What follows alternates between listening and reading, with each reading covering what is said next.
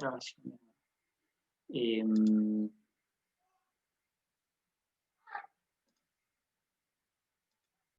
Ahora sí. ¿Sí?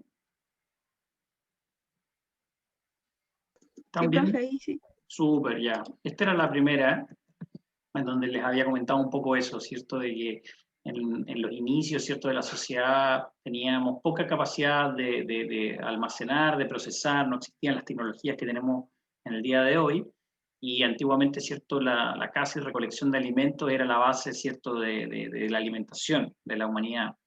Luego, con el desarrollo de la agricultura, ¿cierto? Se domesticaron plantas, animales, sin embargo, aún no existían conocimientos de por qué se enfermaban, ¿cierto? Las personas que consumían los alimentos y por qué se echaban a perder también los alimentos, porque se enfermaban los cultivos, etcétera. Luego, ahora, un poco mostrándoles, ¿cierto?, lo que tiene que ver con el almacenamiento de alimentos, ¿cierto? Y en la época medieval, más o menos, en la medieval se desarrolló, ¿cierto?, tecnologías de preservación de los alimentos que le conferían propiedades organolépticas también a esto, ¿cierto? La fermentación alcohólica, acética, el deshidratado, ¿cierto? El remover agua, el ahumado, y el salado y el curado, que fueron ciertos importantes métodos para poder preservar los alimentos por largo tiempo, lo cual incluso le dio la importancia que tuvo la sal en su momento, ¿cierto? La sal era utilizada como moneda de cambio, por lo importante, ¿cierto?, de sus propiedades, e incluso hay un poco la palabra salario, ¿cierto? Se deriva de la sal, ¿cierto? Que concierne a la sal, se pagaba en sal básicamente a las personas. Por lo tanto, era un commodity muy importante con mucho valor, ¿cierto? También está los incas, ¿cierto? Y el uso de la liofilización para conservar las patatas, las papas, ¿cierto? En 3000 años antes de Cristo, imagínense eso, una tecnología que actualmente nosotros la consideramos muy avanzada, ¿cierto? Los incas la utilizaban antiguamente y uno se explica, claro, cómo lo desarrollaban, cómo deshidrataban esas papas mediante la liofilización. Bueno, subían, ¿cierto?, a las montañas, a la cima de las montañas, donde la presión obviamente teníamos una presión más baja.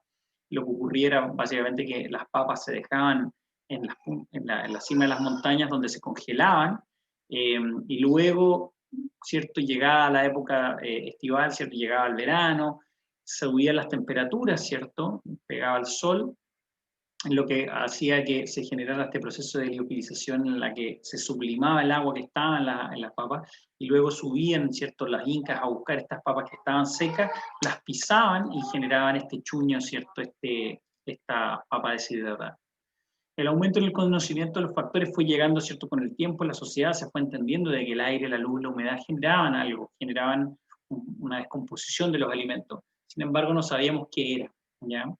En la asociación de los alimentos con las enfermedades, ¿cierto?, empezaron a crecer, ¿cierto?, se empezaron a entender de que habían enfermedades específicas que tenían relación con los alimentos que se comían. Por ejemplo, el cerdo, que si lo llevamos, por ejemplo, a otras religiones, hay religiones que prohíben el consumo del cerdo, y que parte de la prohibición partió mucho por un tema de salubridad.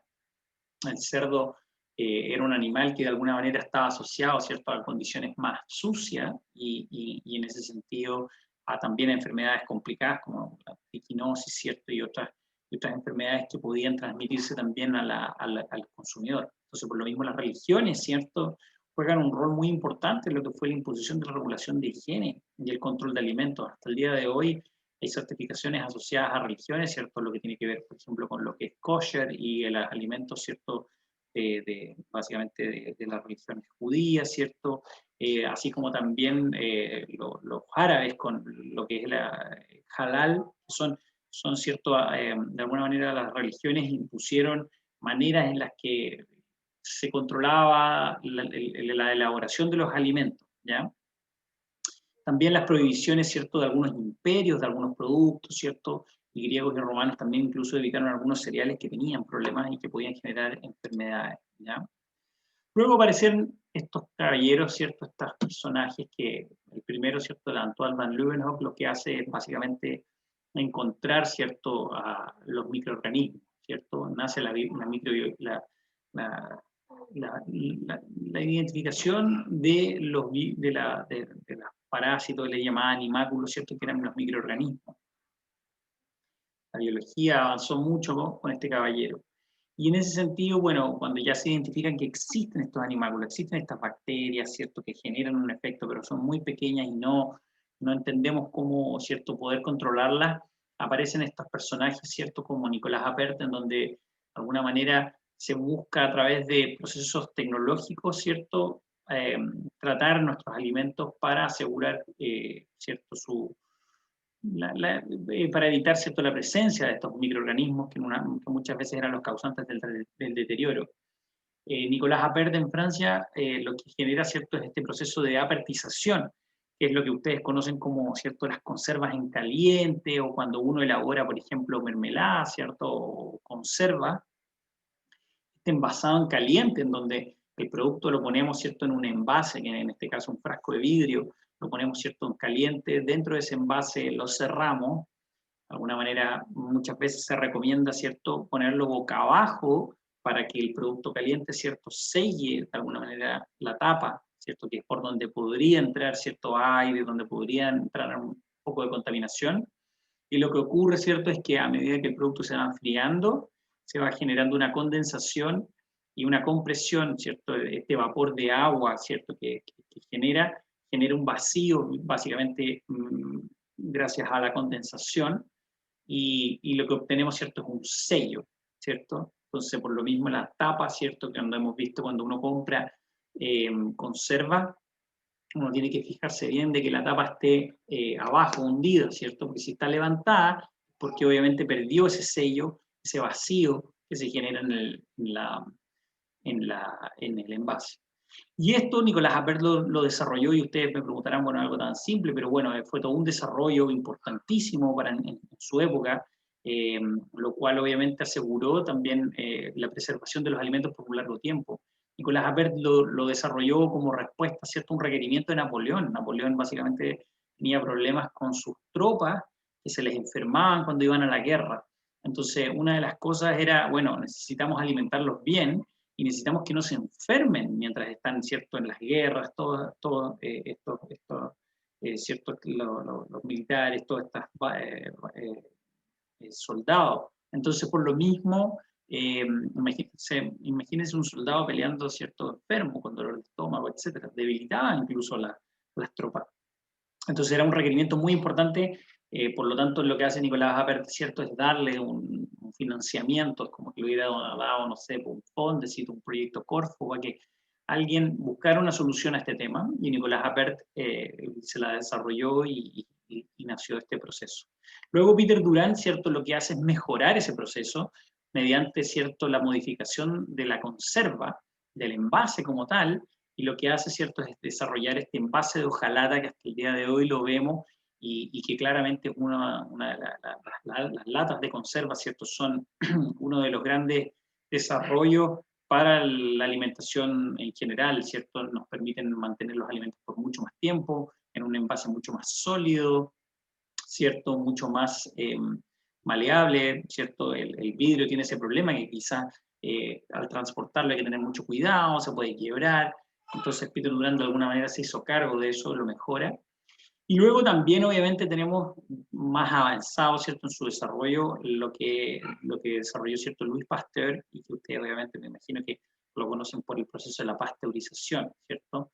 El Pasteur es muy importante en su desarrollo, ¿cierto?, porque él no solo desarrolla una tecnología, sino que él también identifica las condiciones que necesitan, los tiempos que se necesitan para poder reducir estos microorganismos.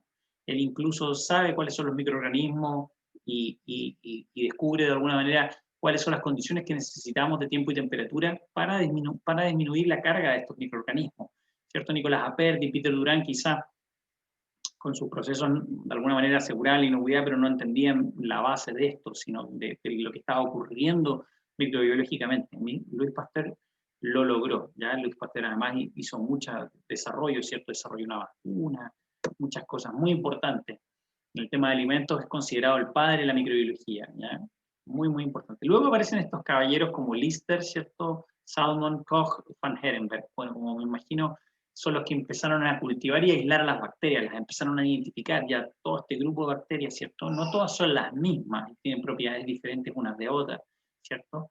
Lister, Joseph Lister, ¿cierto? Es el que descubre, ¿cierto? La listeria, la salmonella, Koch no es la cojonela o cojonela, no, es la Escherichia coli, y Van Herenberg tampoco es la Van Herenberginella, sino que es la Clostridium, ¿ya? Y la Clostridium botulinum en ese sentido es una bacteria que toma un importante riesgo, o sea, y en el sentido de que la bacteria genera el problema del botulismo. Y por lo mismo, el botulismo que genera obviamente la Clostridium botulinum, la bacteria, es tan importante porque es muy letal, ¿cierto? En lo que es el problema, la enfermedad del botulismo es muy complicada. Y por lo mismo se generan todo lo que son estrategias de salud, ¿cierto? Por parte de los servicios de salud pública, se generan guías para el tratamiento térmico, ¿cierto? Se entiende de que hay que eliminar térmicamente a esta bacteria, porque esta bacteria incluso es capaz de reproducirse, ¿cierto?, en productos de conservas que, por ejemplo, tienen ausencia de oxígeno, ¿ya? Por lo mismo, muy importante controlarlo. Luego, bueno, empezaron a aparecer ciertas tecnologías, como la refrigeración, como la congelación de alimentos para extender la vida útil, la radiación iónica también empiezan a aparecer tecnologías que de alguna manera también permitían no solo mantener a los alimentos y extender su vida útil, sino que también matar bacterias, matar ciertos microorganismos, hongos, etc. Y ya luego, ¿cierto? Entre ya del 1980 al día de hoy, ya entendemos mucho mejor las causas, ¿cierto? Entendemos que hay que, de alguna manera, detectar e identificar los peligros que generan esas causas de riesgos, de problemas, y entramos en una etapa más de prevenir, ¿cierto? Y prevenir a través de los sistemas de aseguramiento de calidad y de aseguramiento de inocuidad, ¿cierto? Mejorar el paso a paso, cuidar que, por ejemplo, las personas que manipulan los alimentos, ¿cierto? Cumplan ciertos protocolos, ciertas condiciones, que cumplan ciertas condiciones para evitar de que se contaminen los alimentos. Además, también desarrollamos procesos, mejoramos, como les decía, las tecnologías de manipulación, etcétera, etcétera. Yo les pongo un poco lo que es el HACCP, ¿cierto? Que me imagino que varios de ustedes lo conocen, vamos a entrar en detalle más adelante, pero el HACCP, que es el análisis de riesgo en puntos críticos de control, que ha ido cambiando, ya no es solo análisis de riesgo, sino que también, ¿cierto? Análisis de peligro, ¿cierto? Análisis de peligro, hazard asset como peligro, sino que también ahora es un análisis de riesgo también, es un análisis de riesgo que es cuantificable, que es muy importante, ha ido cambiando, pero nace, ¿cierto?, de un requerimiento de la NASA por necesitar, ¿cierto?, asegurar de que los productos alimenticios que se elaboran para las misiones espaciales cumplan con la inocuidad máxima, porque imagínense un astronauta, así como yo les decía, imagínense un soldado con dolor de estómago, imagínense un astronauta con problemas, ¿cierto?, gastrointestinales, que no solo, ¿cierto?, pueden ser algo leve como un dolor de estómago nomás, sino que también las bacterias, ¿cierto?, y los problemas de inocuidad alimentaria pueden causar incluso la muerte en casos muy extremos, muy complicados. Entonces, le mandata, ¿cierto?, a esta empresa Pillsbury, una empresa bien importante en Estados Unidos que elabora productos de panificación y distintas cosas, y era proveedor, ¿cierto? La NASA les dice a Pillsbury, necesitamos desarrollar con ustedes un sistema de aseguramiento que nos permita, ¿cierto?, controlar que no hay, que estamos de alguna manera controlando los peligros que puedan ocurrir en algunos de los puntos críticos de la elaboración. Y nace el HACCP, ¿cierto? El HACCP. Bueno, brotes históricos, ¿cierto? Brotes de generaciones, ciertos problemas por problemas de inocuidad de alimentos, existen, ¿cierto? Desde que el hombre es hombre, ¿cierto? Desde que el hombre es hombre, desde que, bueno, la sociedad, hombre, cuando el hombre es hombre, bueno, la mujer también, que es mujer, ¿cierto? No vamos a evitar, ¿cierto?, decir ese tipo de comentarios por mantener la igualdad de género, obviamente, pero desde que el ser humano, ¿cierto?, se consume alimento es que se enferma, ¿cierto?, y que se generan brotes. el 323 a.C., por ejemplo, la muerte de Alejandro Magno de alguna manera está relacionada. Se habla de que por toda la descripción de la escena, de lo que ocurre, ¿cierto? Que al parecer fue en el marco de una comida, ¿cierto? De un gran festín, etc. Y por las descripciones, ¿cierto? De los síntomas, presuntamente podría haber sido una salmonella tifli, ¿ya? Un tipo de patógeno. El juicio de las brujas de Salem por el ergotismo, ¿cierto? Que era una micotoxina que estaba en el centeno, que obviamente intoxicaba y mataba a la gente, se les asociaba, ¿cierto? A estas personas en Salem, en Estados Unidos, y la verdad que es muy interesante ese caso también. El presidente de Estados Unidos que muere, un presidente de Estados Unidos murió por consumo de ensalada de papa en un picnic, y probablemente haya sido salmonella, Zachary Taylor. ¿Ya? Más de 20.000 soldados americanos en la guerra hispano-estadounidense, que esto fue, ¿cierto?, en la frontera con México. Murieron más de, o sea, se enfermaron con la fiebre tifoidea, probablemente por los alimentos, ¿cierto? Bueno, más adelante ya después 17 muertes en Estados Unidos por la mastitis, la Streptococcus, que es una bacteria, ¿cierto?, que se genera la mastitis. Ustedes me imagino que algo de eso habrán visto en lo que es producción animal, ¿cierto? Aceitunas en conserva causan brotes de botulismo en California en 1919. De hecho, estos brotes en Estados Unidos fueron los que fueron dando, ¿cierto?, las directrices para darle la importancia que tiene hoy día el control del botulismo, el control de Clostridium botulinum, que les digo, es un microorganismo indicador de los procesos térmicos en general. Bueno, después Mary tifoidea era una mujer que tenía Salmonella typhi y era portadora del patógeno, ella. ¿Ya? Es bien complicado porque muchas veces, y lo vamos a ver, ¿cierto?, los manipuladores pueden ser incluso portadores, nosotros podemos ser portadores de la bacteria, y la bacteria quizás a nosotros no nos causa problemas, pero nosotros la tenemos de alguna manera en nuestra flora, ¿cierto?, incluso en nuestra, ¿cierto?, en nuestras fosas nasales, etcétera, en las manos. Y por lo mismo es muy peligroso porque si manipulamos alimentos, es muy probable que podamos contaminarlos si es que realizamos una mala manipulación. Entonces, la María tifoidea, ¿cierto? María tifoidea es un caso muy conocido en Estados Unidos de una manipuladora que mató a mucha gente por lo mismo. Más de 150 muertes atribuidas a ella. Como que, sé, la señora de las churrascas, por ejemplo, la manipule y contenga alguna de estas bacterias que pueden ser muy peligrosas, ¿ya? Por lo mismo el tema de la manipulación en inocuidad es muy importante. Bueno, casos de contaminación en leche, estos ya son un poco más avanzados en Estados Unidos. Hay una cadena de comida rápida que se llama Jack in the Box, que es una especie de McDonald's, ¿cierto?, que vendían, ¿cierto?, hamburguesas, y la verdad que, claro, ahí hubo un problema con Escherichia coli, que es lo que es Escherichia coli, básicamente feca, caca. Entonces, por parte de manipuladores que en el restaurante probablemente tienen que no haber cumplido ciertas medidas sanitarias, lavarse las manos, etc. Bueno, hoy día que es tan importante, ¿cierto?, el tema de las medidas sanitarias, hace mucho sentido y se entiende mucho. Bueno, en Estados Unidos eso fue muy grande, 732 infectados, pero lo más fuerte es que, claro, murieron niños incluso asociados. Bueno, después, ¿cierto?, algunos brotes de espinaca, ¿cierto?, por lo mismo por Escherichia coli, más asociado al tema de las aguas que se utilizaban para lavar, ¿cierto?, las espinacas frescas, etcétera. Salmonela en la mantequilla de maní, que más encima la mantequilla de maní es un producto muy seguro desde el punto de vista microbiológico, es muy difícil que contenga microorganismos, tiene una actividad de agua que de alguna manera lo favorece, sin embargo, se desarrolló por problemas asociados a la elaboración, ¿ya?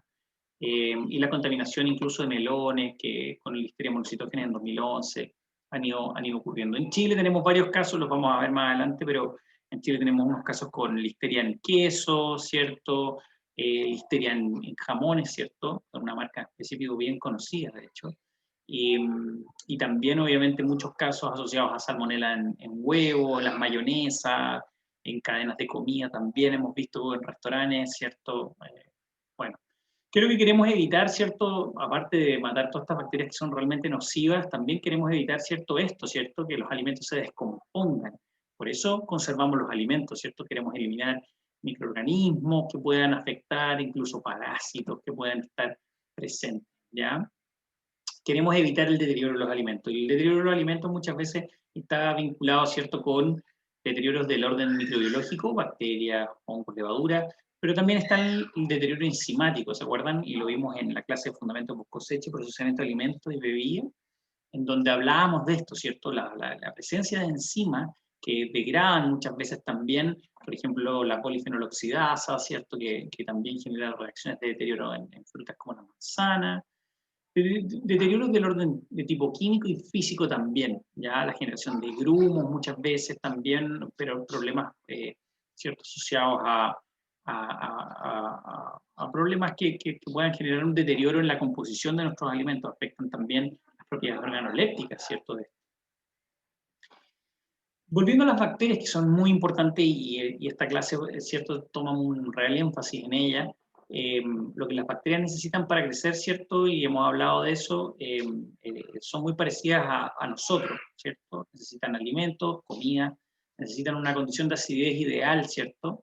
Necesitan una rica temperatura, una temperatura agradable para ellas, para poder desarrollarse. Necesitan tiempo, además, en estas condiciones, para poder tener tiempo para desarrollarse, crecer. Necesitan quizás oxígeno, o a veces no necesitan oxígeno, ese es uno de los temas que vamos a tener que ver. Y también, obviamente, condiciones de humedad ideales, ¿ya?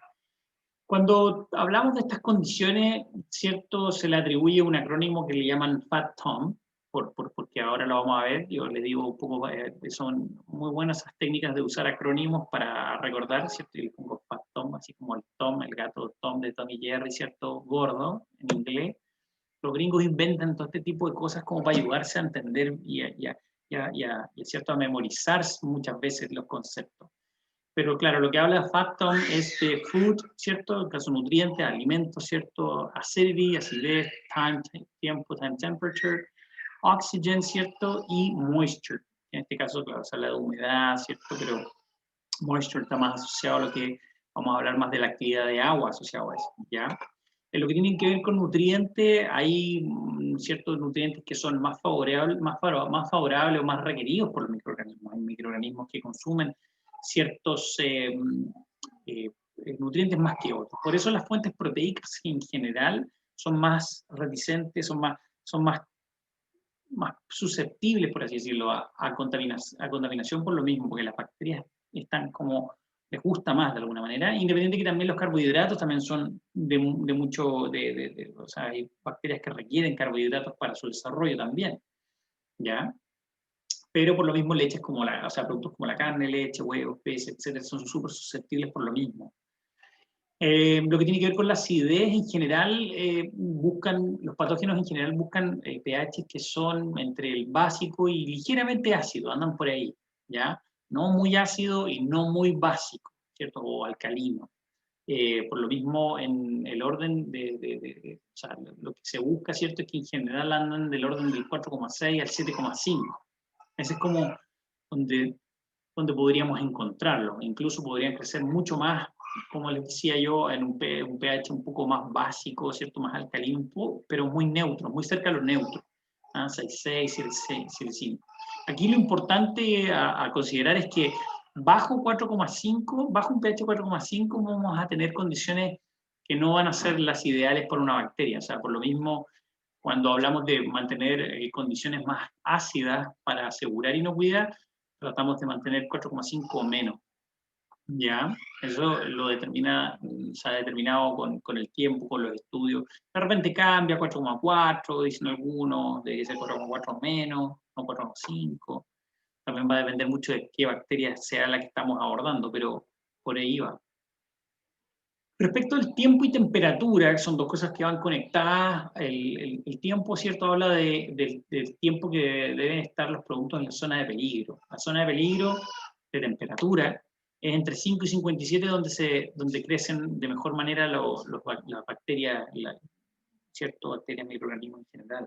Esto lo vimos en clase, ¿se acuerdan? Vamos a entrar mucho más en detalle aquí también, porque es importante conocer ciertas condiciones. Por lo mismo, si estamos de 2 a 4 horas en esa temperatura, se da el tiempo suficiente como para que se multipliquen rápidamente nuestros microorganismos. Lo que tiene que ver con el oxígeno, la mayoría de la gran mayoría de las bacterias, casi todas son aeróbicas, pero también tenemos anaeróbicas y tenemos incluso algunas que son facultativas anaeróbicas, que se pueden acostumbrar a vivir sin oxígeno. Entonces, claro, el retirar oxígeno de un alimento no necesariamente asegura inocuidad, que lamentablemente incluso de los microorganismos que pueden crecer sin oxígeno, están algunos como el Clostridium botulinum, que es muy peligroso, ¿ya? O sea, por lo mismo, a veces la gente, claro, tiende a, no, está envasado al vacío, no te preocupes, envasándolo al vacío no pasa nada, se mantienen por mucho más tiempo, y matamos todos los microorganismos, no crece nada, y no es tan así, ¿ya? O sea, incluso puede ser de mucho peligro, entonces también hay que tener mucha consideración en cómo se elabora un alimento. En lo que tiene que ver con humedad, ¿cierto? Vamos a hablar del concepto de actividad de agua, ¿ya? Que es el agua disponible para el uso de reacciones de tipo microbiológico y enzimático también, ¿ya? Es el agua disponible para reacciones de deterioro, básicamente. La actividad de agua, que es una relación, ¿cierto? Que lo vimos en la clase en Fundamento Post Cosecha y Procesamiento de Alimentos y Bebidas, lo vimos que era esta relación, ¿cierto?, del vapor de agua que generan los alimentos, ¿ya? Tiene relación con la humedad, pero no es lo mismo, y de hecho es un indicador mucho más efectivo a la hora de poder hablar de temas de inocuidad y temas microbiológicos. Por así decirlo, es como el estándar que se usa cuando hablamos de la medición de un alimento y queremos decir, ¿este alimento es seguro o no es tan seguro? O qué bacterias podrían crecer en este tipo de alimentos, tendemos a medir esa actividad de agua, que habla, ¿cierto?, de que entre 0,95 y 1 encontramos gran parte de los alimentos. Bajo 0,85, o entre 0,85 menos de eso, estamos hablando ya de productos más deshidratados, productos, bueno, no necesariamente deshidratados, pero productos, ¿cierto?, en donde la actividad de agua es más baja. ¿Por qué no les digo que necesariamente deshidratados? Porque también, obviamente que la actividad de agua, como les decía, relaciona esta agua que puede estar disponible.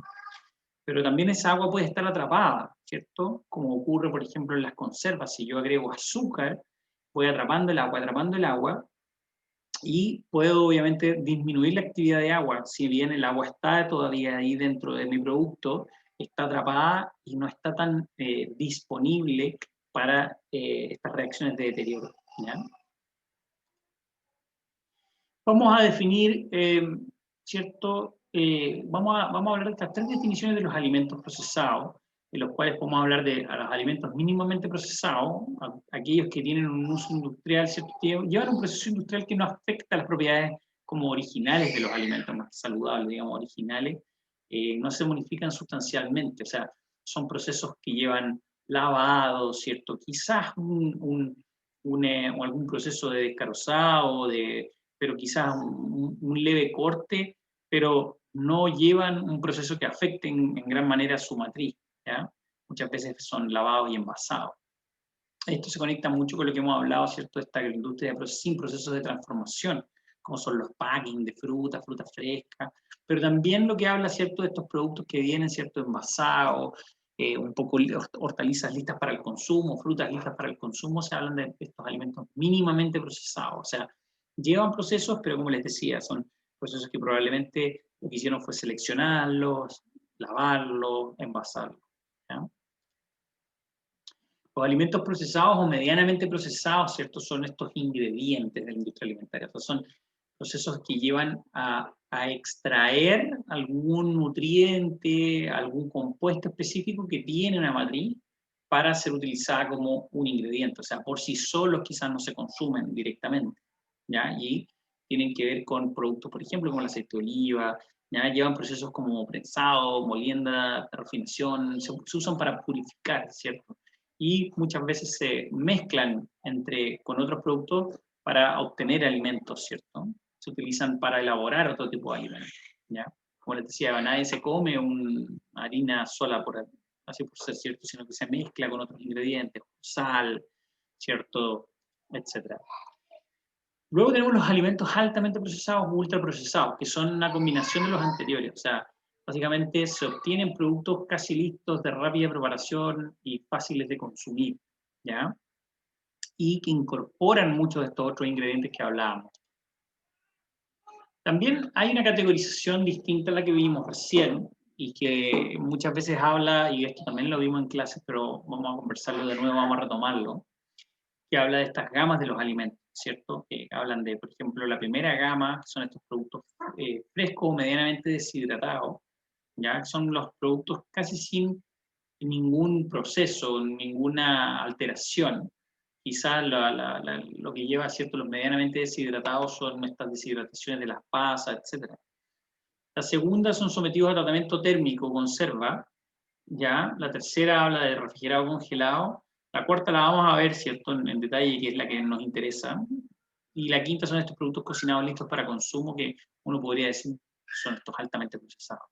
Como les decía, estas gamas de alimentos es una categorización que se usa de vez en cuando, pero como les digo, a veces encuentro que no responde de buena manera. A veces la gente habla de un alimento que es o no es procesado, o es medianamente procesado, puede ser más simple, ¿ya? En su categorización. Pero sí, ¿qué es lo que nos importa de esta categorización de las gamas de alimentos? Es esta definición de la cuarta gama, que uno la podría asociar con estos alimentos mínimamente procesados, ¿ya? Y que son un desarrollo o sea, son una categoría de alimentos que ha crecido mucho en el último tiempo. En general, como les decía, ¿cierto? Son productos que son sometidos a operaciones unitarias, o sea, el producto agrícola es sometido a operaciones unitarias como selección, lavado, pelado, corte y un envasado. ¿Ya? Y obtenemos estos productos, estas características listos para el consumo. En general, ¿cierto? Tiene mucho foco en lo que son la cosecha de la materia prima, ¿cierto? Hay que tener mucho cuidado de no dañar los productos al cosecharlos. Luego tiene una etapa de selección y limpiado, donde los productos se lavan, se desinfectan con agua fría, una temperatura entre 3 y 4 grados Celsius. Es un poco lo que hace, ¿cierto? Estos productos probablemente antes de llegar a entrar a proceso son sometidos, ¿cierto? A una refrigeración, a una disminución de su temperatura de campo, que se le llama, que como lo vimos en post cosecha, lo que hace, ¿cierto? Eso es reducir todos sus procesos de alguna manera de deterioro, que obviamente afectan todo su, su, ¿cierto? Lo que puede ser la actividad, que incluso la respiración del fruto como tal, ¿cierto? Que hace que pierda peso, ¿cierto? Que además también se generan reacciones de deterioro de tipo microbiológico también. Para la desinfección, ¿cierto? Se utilizan muchas veces hipocloritos de sodio, pueden ser también ácidos peracéticos u otros, ¿cierto? En menor medida los amonios cuaternarios. Los amonios cuaternarios se usan más para lo que el personal de manipuladores, superficie, más que el producto como tal, ¿cierto? Y cuando digo de manipuladores no es, bueno, las manos a veces, pero muy poco. En general las manos se utilizan más jabón y algún tipo de solución, ¿cierto? Con alcohol, etcétera. Pero ¿cómo se llama? Pero muchas veces, por ejemplo, para lo que son eh, todo lo que son los pediluvios, ¿cierto? Para desinfectar quizás los pies de los operadores, etc. Pero lo que tiene contacto directo con el producto, ¿cierto? En un lavado, el hipoclorito, ¿cierto? Del orden de una concentración de 100 a 150 es bien efectivo, ¿ya? Luego se lava, ¿cierto? Y se retira el exceso de humedad y para evitar obviamente que también aparezcan microorganismos por la presencia de agua. O sea, si tenemos mucha agua también es importante retirarla después del lavado. Y finalmente, ¿cierto? Viene un envasado, donde muchas veces se pueden utilizar tecnologías como la atmósfera modificada, que ustedes conocen, hemos visto, ¿cierto?, que lo que busca, ¿cierto?, es reducir la respiración y la pérdida de humedad del producto, que se genera obviamente por la transpiración del fruto, que obviamente está ahí, y además también nos permite, ¿cierto?, obtener un producto en una presentación de conveniencia también para el productor, para el consumidor, perdón, ¿ya? Y esto lo hemos visto en distintos tipos, ¿cierto?, en bandeja, de repente en distintos tipos y va a depender muchas veces la atmósfera modificada, ¿cierto? Como les decía, en algunos puede ir vacío, en otros puede modificar el vacío, ¿cierto? Como atmósfera, en otras pueden incorporar gases también, que de alguna manera evitan de que exista una alta concentración quizás de oxígeno, que puede ser lo que nos puede estar generando los procesos de deterioro. Luego, bueno, también procesos de repente de corte, como les decía yo, en general las matrices nos afectan de sus propiedades eh, originales muchas veces, solamente lavarlas y envasarlas, por así decirlo, pero también en la cuarta gama se pueden considerar cortes, ¿ya? Cuando, por ejemplo, lo queremos en cubos, ¿cierto? En unidades, lo cual es una etapa muy interesante y muy importante, ya que obviamente que los cortes, y esto lo hemos visto, ¿cierto?, generan obviamente un impacto en el fruto, se va a deteriorar y por lo mismo debe realizarse con la mejor tecnología o de buena manera, etcétera. ¿Ya? Por lo mismo, la precisión es muy importante, los golpes. Aquí ustedes ven una máquina, ¿cierto?, más automatizada que hace estos cortes. En el peor de los casos, ¿cierto?, tenemos manipuladores con cuchillos, ¿cierto?, manipuladores con cuchillo cortando, ¿cierto?, etcétera, y donde se evita, ¿cierto?, también el deterioro del producto utilizando soluciones antipardeadoras y otro tipo de tecnología. En lo que tiene que ver con tecnologías de corte, también hay desarrollo incluso de cortadoras con agua a presión, por ejemplo, para evitar el uso de metales que puedan incluso después también ser un foco de contaminación. Piensen que todo esto va quedando cierto sucio después de ser utilizado y puede ir contaminando también el resto de los productos. Y en lo que tiene que ver con el almacenamiento, se habla de siempre mantener una temperatura de refrigeración, ¿ya? Una temperatura idealmente bajo los 5 grados Celsius, entre 0 y 5, entre 2 a 5, dice acá, pero más 0 también, que son las condiciones como las que tienen ustedes en sus refrigeradores, ¿cierto? Y esto obviamente que es muy importante en este tipo de producto, porque si ustedes se dan cuenta, el producto desde que sale del campo y entra a esta planta, ¿cierto? Y desde que se disminuyó esa temperatura de campo que se le llama para entrar, ¿cierto?, al proceso, el producto nunca deja de estar a esa temperatura. O sea, siempre debemos mantenerlo y eso es lo que se le llama, ¿cierto?, está en la importancia de lo que es la cadena de frío en este tipo de productos, ¿ya? Por lo mismo, como les decía, la cadena de frío es fundamental porque es lo que permite, ¿cierto?, mantener la vida útil a lo largo de la cadena. Por lo mismo, la distribución tiene que ser en frío, ¿cierto? La logística, el transporte tiene que ser en frío y obviamente que la venta también los puntos tienen que ser en frío. O sea, por lo mismo estos productos nosotros los vemos en estas góndolas refrigeradas, ¿cierto? Y no a temperatura ambiente. Tienen ventajas y desventajas, ¿cierto? Como todo producto, ¿cierto? Las ventajas son que un producto con mayor valor por producto, ¿cierto? Quizás vender una manzana en rodaja, ¿cierto? En un formato más amigable, le podemos sacar un mayor valor porque el consumidor quizás va a estar dispuesto a pagar por una manzana que ya viene cortada, lista, embolsada, ¿cierto? Más que de repente una manzana que uno tiene que comprarla, pelarla, picarla, etcétera. Uno a veces, claro, uno dice, bueno, increíble, pero la conveniencia un poco lleva a eso también.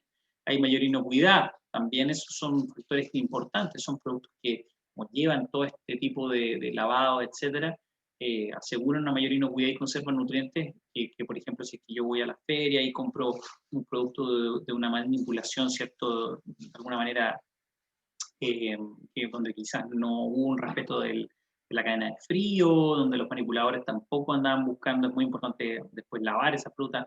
Acá no, acá son productos que uno puede consumir inmediatamente, no necesita lavarlos, etc. Son convenientes y de calidad uniforme, también es muy importante, ¿cierto? Que mantienen esa calidad uniforme, que tienen un calibre, que tienen un tamaño conocido, etc. ¿Cuáles son las desventajas, cierto? Una corta vida útil, exigen una alta rotación, son productos que obviamente se echan a perder más rápido que el resto de los productos. Entonces, por lo mismo necesitamos una alta rotación que se vayan comprando. Necesitan mayor infraestructura y logística, todo lo que vimos con el tema del frío es caro, obviamente, y no es muchas veces, no está disponible en todo el mundo, ¿cierto? El tema de las cadenas de frío y los sistemas de cadena de frío importantes como tenemos quizás nosotros en nuestro país, eh, a medida que quizás no están en Estados Unidos, incluso es mayor todavía y por lo mismo quizás hay más variedades de este tipo de productos. En Chile, me imagino, incluso si ustedes lo han notado, o sea, yo creo que hay supermercados en donde ese tipo de productos no se ven. Los a cuenta, por ejemplo, no se vende este tipo de productos, más, se venden más quizás en los Jumbo, ¿cierto? También por el perfil del consumidor, Además también porque eso involucra un gasto para el intermediario en este caso. Y obviamente también tenemos pérdidas y generación de residuos, no solo lo que tiene que ver con la elaboración del producto, ¿cierto? Tenemos todo lo que queda, ¿cierto? Las pieles, bueno, lo que obviamente es el agua del lavado, pero sino también todo lo que son los residuos que se generan de los envases. Y aquí hay un gran desafío con esta categoría, porque de alguna manera uno de los grandes cuestionamientos de esta categoría es el hecho de que genera mucha contaminación, ¿ya?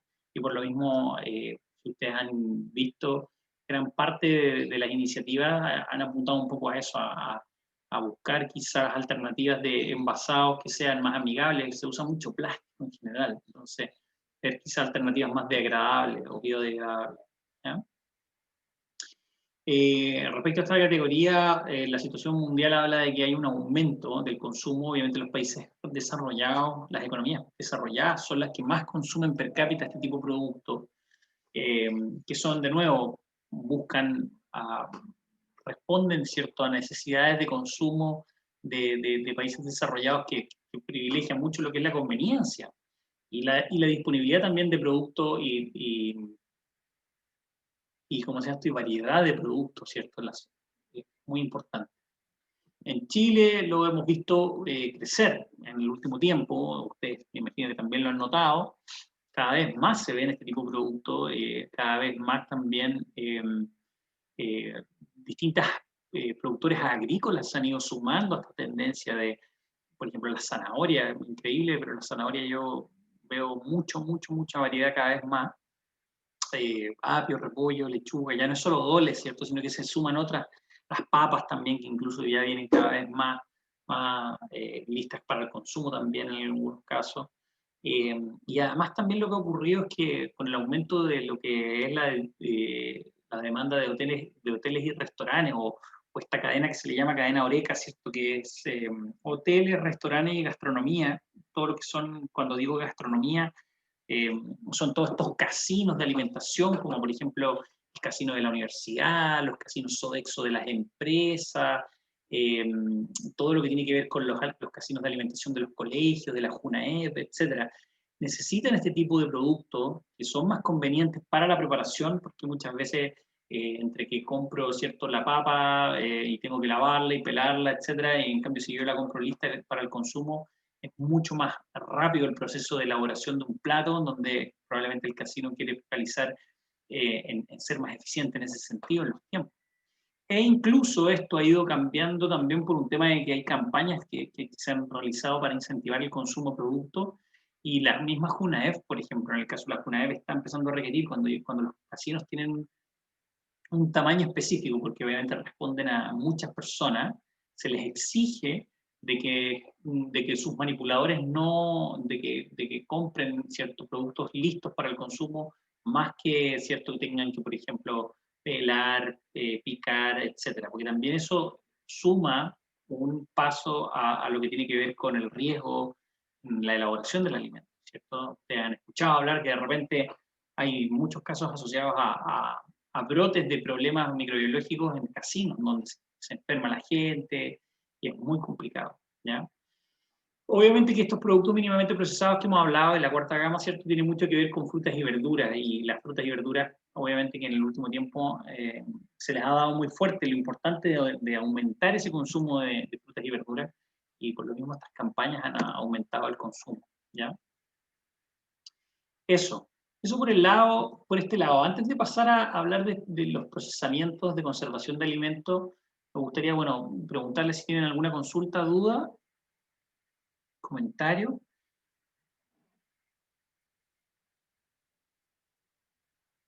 Y si no, bueno, los invito a que hagamos una pequeña pausa. ¿Qué serán? Unos 15 minutos, son las 11:50.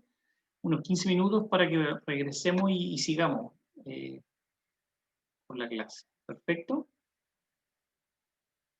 Voy a poner perfecto.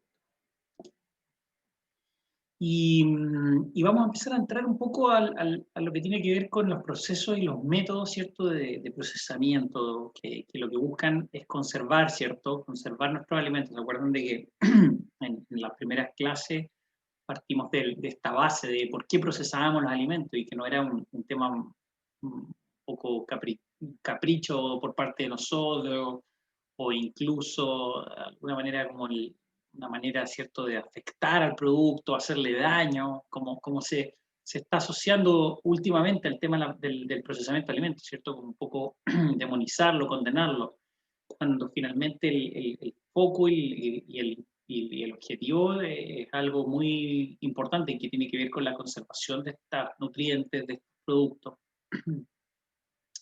Y cómo, bueno, cómo lo podemos hacer de distintas maneras, ¿ya? El conservar los alimentos lo podemos hacer de distintas maneras. Una es obviamente con la aplicación de calor, temperatura. ¿Por qué? Porque eso degrada, eso elimina ciertos microorganismos, elimina enzimas. Y en ese sentido encontramos tecnologías como la pasteurización, la esterilización o la ubertización, que la uberización o UHT, ¿ya?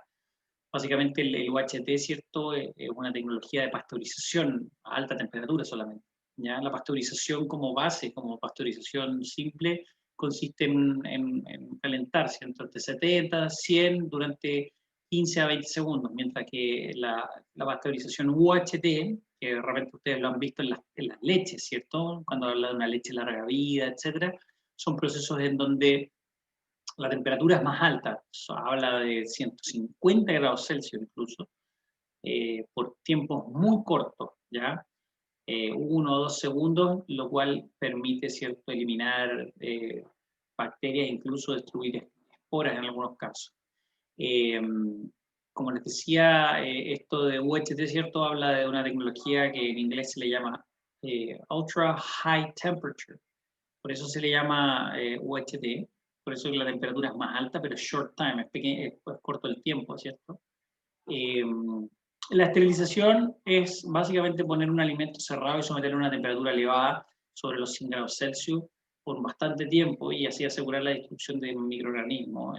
Una esterilización es como lo que quizás ustedes podrían hacer en una olla, ¿cierto? Ponerle con agua y elevar temperatura, ¿cierto? Hervir, finalmente tirar, ¿cierto?, este producto en un envase o para la destrucción de eso. Y los equipos que podemos ver aquí, ¿cierto?, hablan de eso. Esto de acá, ¿cierto?, es un intercambiador de placa, lo cual es un pasteurizador en donde el flujo, ¿cierto?, entra por una de estas tuberías y por esta otra tubería sale y entra el flujo ¿cierto?, del producto líquido, ¿cierto?, en el cual, ¿cierto?, entra en contacto con otro líquido, o sea, entra en contacto con la placa, ¿cierto? Que en ese sentido le transfiere el calor al producto, ¿ya? Por eso los intercambiadores de placa muchas veces funcionan con agua, agua caliente o incluso vapor inyectado y permite, ¿cierto?, ese intercambio de calor. Por eso se le llama intercambiadores de calor, porque pasa el calor que está en el agua caliente o en el vapor, ¿cierto?, pasa hacia el producto.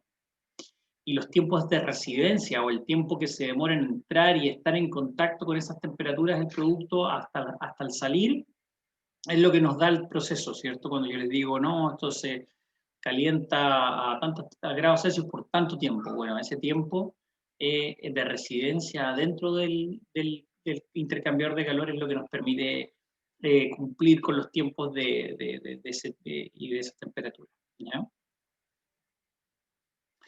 Eh, Acá pueden ver otras tecnologías, de nuevo UHT también, base, ¿cierto?, mucha tubería, mucho intercambiador de calor en general. Y esta es un autoclave, ya el autoclave es básicamente esto, imagínenselo como una olla a presión, estas ollas a presión, ¿cierto?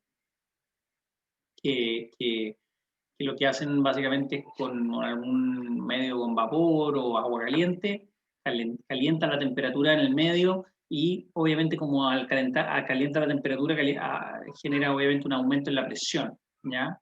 En ese sentido son equipos que son herméticos en su cierre, fíjense aquí está cerrado casi como una bóveda, por lo tanto mantiene la presión dentro Y eso permite que también, obviamente, ayude al proceso de destrucción de microorganismos, etc. Otro método que también involucra la temperatura, pero en este caso una baja temperatura, ¿cierto? Son lo que habla de la remoción del calor de los productos, que hace que se disminuya la actividad de microorganismos encima y además también se detienen las velocidades de reacción química que son reducidas. A todo esto, lo anterior, ¿cierto? El procesos térmicos también afecta no solo los microorganismos, sino que también las reacciones de deterioro por encima, ¿ya? Y en ese sentido, la conservación con baja temperatura nos lleva, ¿cierto?, a hablar de la refrigeración y la congelación. Claramente la diferencia entre la refrigeración y la congelación está dada por las temperaturas en las que trabajamos, ¿cierto?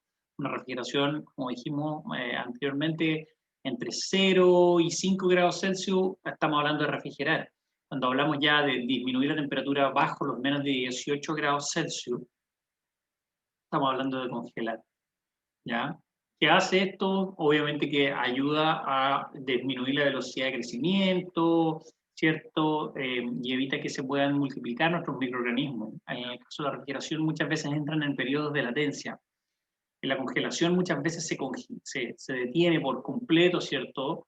E incluso en algunos casos se pueden inhibir, pero tampoco es una tecnología que es considerada, ¿cierto?, de eliminación, sino lo que hace es que detiene la actividad, pero no muchas veces mata a los microorganismos o los elimina, a veces los deja en un estado de latencia, ¿ya?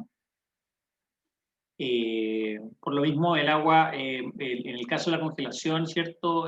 También, si es realizada de buena manera, se pueden mantener las condiciones, ¿cierto?, de organolépticas, sensoriales, sin embargo, también se ve un poco afectadas, ¿ya? En el caso de que no sean realizadas de buena manera. Otro proceso habla de la disminución de la actividad de agua, ¿cierto? Eliminar agua, básicamente deshidratar, ¿cierto? Pero por sobre todas las cosas, veámoslo como reducir esa actividad de agua, reducir esa agua libre. ¿Cómo lo hago? Bueno, eliminando el agua. ¿Cómo elimino el agua? Bueno, con temperatura, ¿cierto? Procesos de deshidratación, por ejemplo, con temperatura, con aire caliente. Hay distintos tipos de maneras, ¿cierto? Ustedes lo han visto con los hornos, ¿cierto? Hornos de deshidratación. También está el proceso de la liofilización, que es este método que les decía yo que se utiliza y se destaca un poco porque lo que permite es eliminar el agua utilizando bajas temperaturas, ¿ya? ¿Cómo se realiza una liofilización? Bueno, hay que congelar primero el producto y luego, ¿cierto?, sometido a una disminución de la presión en el ambiente en el que está, y eso permite que al aumentar un poco la temperatura, el agua se salte una fase. Creo que lo tengo explicado más adelante, pero puede que lo veamos en detalle, y eso genera un proceso de sublimación. La sublimación lo que habla, ¿cierto?, es de un proceso que permite pasar al agua del estado, ¿cierto?, sólido al estado gaseoso, saltándose el estado líquido, ¿ya? Eso tiene obviamente muchas ventajas, ya que energéticamente obviamente es un proceso muy efectivo, pero también permite que la estructura del alimento se mantenga de buena manera, ¿cierto? Y además también permite, esta tecnología, al trabajar con bajas temperaturas, permite proteger muchos de los nutrientes que se pueden ver afectados, ¿cierto?, por las altas temperaturas. Las altas temperaturas obviamente que también generan un efecto de disminución de algunos nutrientes, las vitaminas, incluso también generan actividad en los nutrientes como proteínas, etc. Por lo mismo puede ser muy importante para mantener las propiedades no solo organolépticas, sino que también nutricionales de un alimento, ¿ya? Luego están los procesos por radiación, en donde lo que hacemos es activar, ¿cierto?, e incorporar tecnología, e incorporar energía, perdón, y la energía lo que hace obviamente es disminuir la actividad del microorganismo, muchas veces eliminar a los microorganismos, así como también las reacciones de deterioro por enzima, las velocidades de reacción químicas son reducidas, ¿ya? Eh, por lo mismo, la conservación, ¿cierto?, por radiaciones, muchas veces estas radiaciones ionizantes son capaces de eliminar a los microorganismos, mediante la aplicación de ondas electromagnéticas, rayos de electrones y tecnologías emergentes que se encuentran en pulso eléctrico, por ejemplo, en campos de pulso eléctrico, ¿cierto? Es básicamente electrocutar a los alimentos. Bueno, sin ir más allá, no sé si la música va a estar bien capítulo. Oye, sin ir más allá, bueno, yo de hecho incluso estoy trabajando en un proyecto que nos acabamos de adjudicar, en el cual vamos a estudiar más, por ejemplo, tecnologías de este orden, que hablan de la aplicación de energía, ¿cierto? Del plasma frío atmosférico en este caso, que son descargas electromagnéticas, que generan bastantes efectos que eliminan estos microorganismos y nos ayudan a preservar los alimentos. Pero en ese sentido, ¿cierto? Lo que les decía yo, ¿cierto? De las aplicaciones de radiación, las aplicaciones de radiaciones electromagnéticas como las radiaciones gamma, están archiestudiadas, muy ocupados, ¿cierto? De hecho, se utilizan mucho en especias. Este loguito es el que indica cuando los productos han sido irradiados. A veces la irradiación como que no es muy bien percibida por el consumidor, por lo mismo nos informa mucho cuando los alimentos son procesados por ese tipo de tecnología. Genera a veces un poco de suspicacia, es como, uy, aquí le están metiendo, ¿cierto?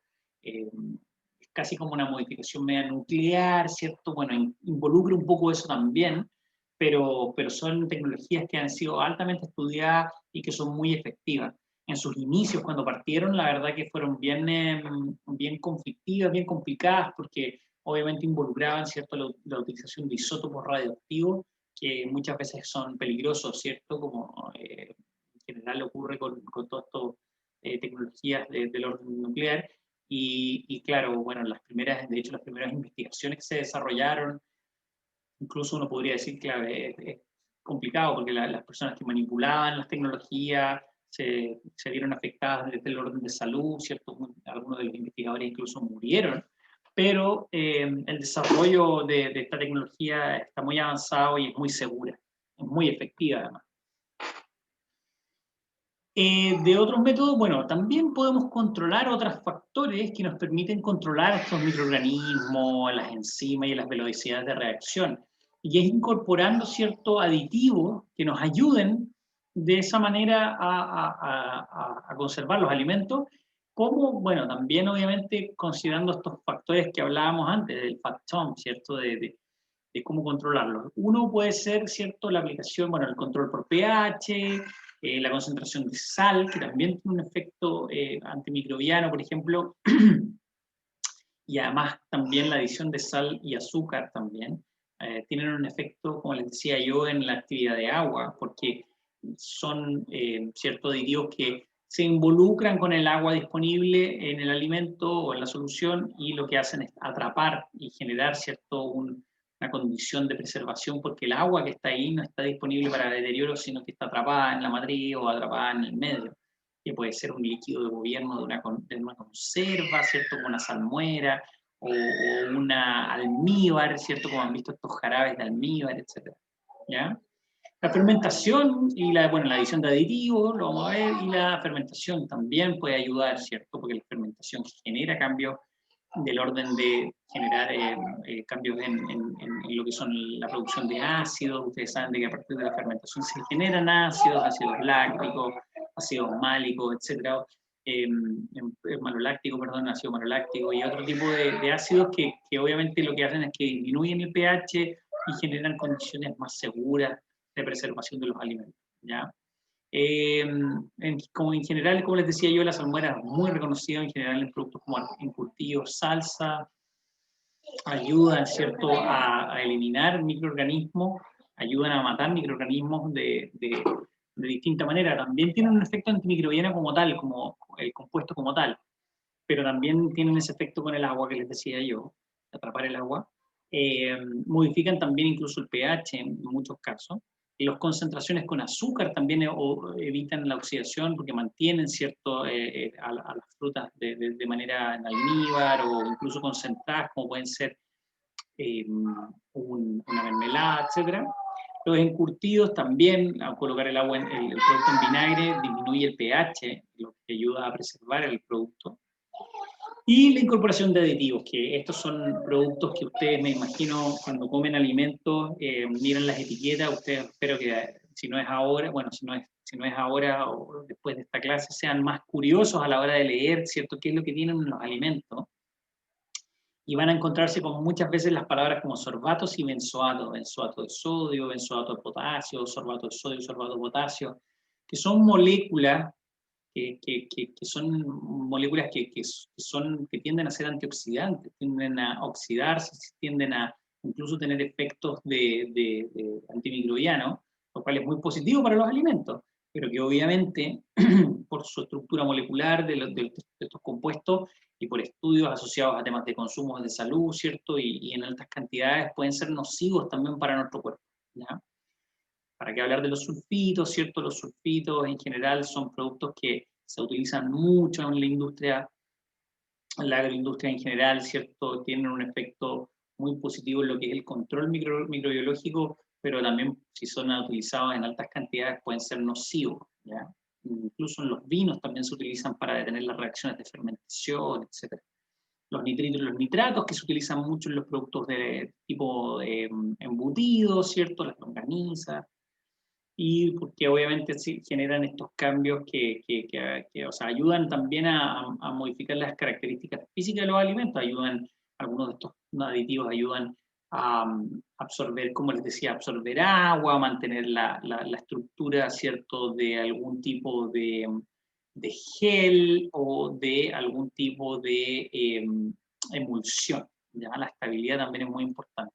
Pero por sobre todas las cosas aquí lo estamos viendo como método de conservación.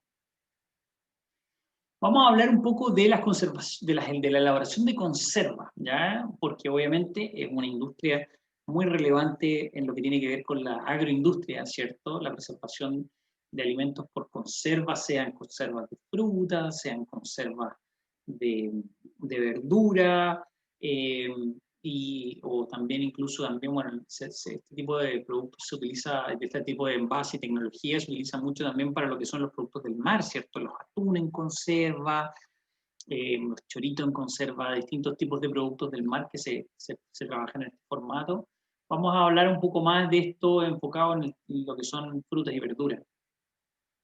Como todo producto, ¿cierto?, tiene una primera etapa de recepción y selección, en donde la recepción muchas veces, el primer paso, ¿cierto?, es pesar, básicamente para saber cuánta materia prima estamos recibiendo y obviamente eso nos permite también hacer cálculos que tienen que ver con los rendimientos del proceso. La selección, que obviamente tiene que ver con quedarnos con la materia prima que es la idónea para entrar al proceso, ¿cierto? Y eliminar lo que venga, ¿cierto?, la suciedad, etcétera. Un lavado, limpieza, ¿cierto?, con desinfección. Aquí es donde entran en acción todos estos productos, como les decía, como el hipoclorito de sodio, el ácido peracético, etc. Una inspección, obviamente, siempre es importante y corroborando que efectivamente lo que vayan quedando, ¿cierto?, sean los frutos y que no haya quedado quizás un resto de algo del campo, alguna rama, algún tipo de problema que haya quedado de selección y de limpieza, ¿ya?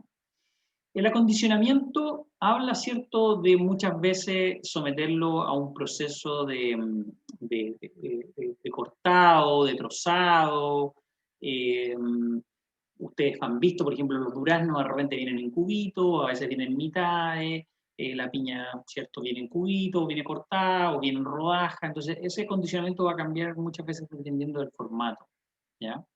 O de repente van a necesitar ser pelados, ¿cierto? Y eso lo vamos a ver un poco más adelante, también el tipo de pelado, algún tipo de... Eso lo vamos a llamar acondicionamiento. Luego van a una clasificación que obviamente tiene que ver con el calibre, el tamaño, ¿cierto? Para luego pasar a un envasado, ¿ya? El envasado tiene que ver con incorporar, ¿cierto?, en este caso, por ejemplo, el producto en una lata, para luego ser adicionado al líquido de cobertura. El líquido de cobertura puede ser, como les decía yo, una salmuera, o puede ser un almíbar, ¿cierto? Puede llevar azúcar, puede llevar sal, también puede llevar aditivos como sorbatos de potasio, sorbatos de sodio. Finalmente, es un líquido de cobertura que va de alguna manera a mantener a nuestro alimento en solución, en una solución, en contacto con una solución. La idea es que esa solución ayude a la preservación de nuestro alimento y que también obviamente apoye o cuide, ¿cierto?, las propiedades organolépticas de este producto. ¿Ya? La verdad es que en lo que tiene que ver después de ese paso, vendría lo que es la eliminación del aire. Un segundo, chicos, vengo.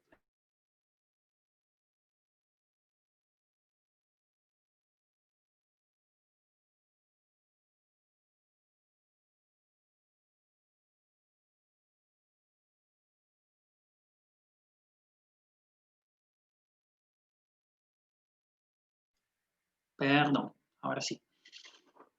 Bueno, luego de de la adición del líquido de cobertura tenemos, ¿cierto?, nuestro envase con el producto, ¿cierto?, y el agua, el líquido de cobertura en este caso, ¿cierto?, una solución acuosa, pero que no necesariamente tiene agua, sino que muchas veces son jarabes, etc.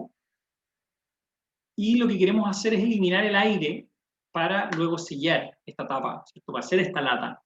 Esa eliminación del aire es fundamental y se realiza mediante un proceso se le llama, con un equipo que se llama Exhauster, y se lo voy a mostrar creo que más adelante, aparece una foto, pero que pasa por un túnel donde se le inyecta vapor. Acuérdense que les decía yo que muchas veces cuando envasamos en caliente el vapor nos ayuda, porque el vapor elimina el oxígeno, nosotros el aire, ¿cierto? Sino que cuando trabajamos con vapor saturado es lo ideal, porque es agua en formato de vapor, con mucha temperatura, lo cual ocupa volumen, y que luego, si disminuye la temperatura, disminuye el volumen. Entonces se nos contraen esos espacios y se genera el sellado y se genera este vacío. Entonces se le aplica esta eliminación del interior del aire, que nos permite obviamente eliminar el oxígeno que pueda, ¿cierto?, generar reacciones de deterioro en nuestros productos. Y luego, ¿cierto?, generamos el sellado, que también es fundamental, ¿cierto?, en las latas, que tenga un sello de buena manera, ¿cierto?, en donde el producto ayude, o sea, el sellado genera un sello hermético del producto, porque imagínense un producto esterilizado, sometido a esterilización después de ese sellado, corre incluso el riesgo de que explote, ¿ya?, porque se generan altas presiones dentro de estos envases. Por lo mismo, ¿cierto?, luego del sellado pasamos por la esterilización, son estas esterilizaciones como les mostré en estas verdaderas ollas a presión, ¿cierto?, estos autoclave, el nombre, la palabra técnica del equipo, y en ese sentido ahí, ¿cierto?, son sometidos a estas temperaturas con vacío, etcétera, y se genera un aumento en la temperatura del producto en el interior. Luego de eso se pasa a un enfriamiento, que es muy importante, y finalmente ya tenemos nuestro producto listo para almacenamiento y distribución.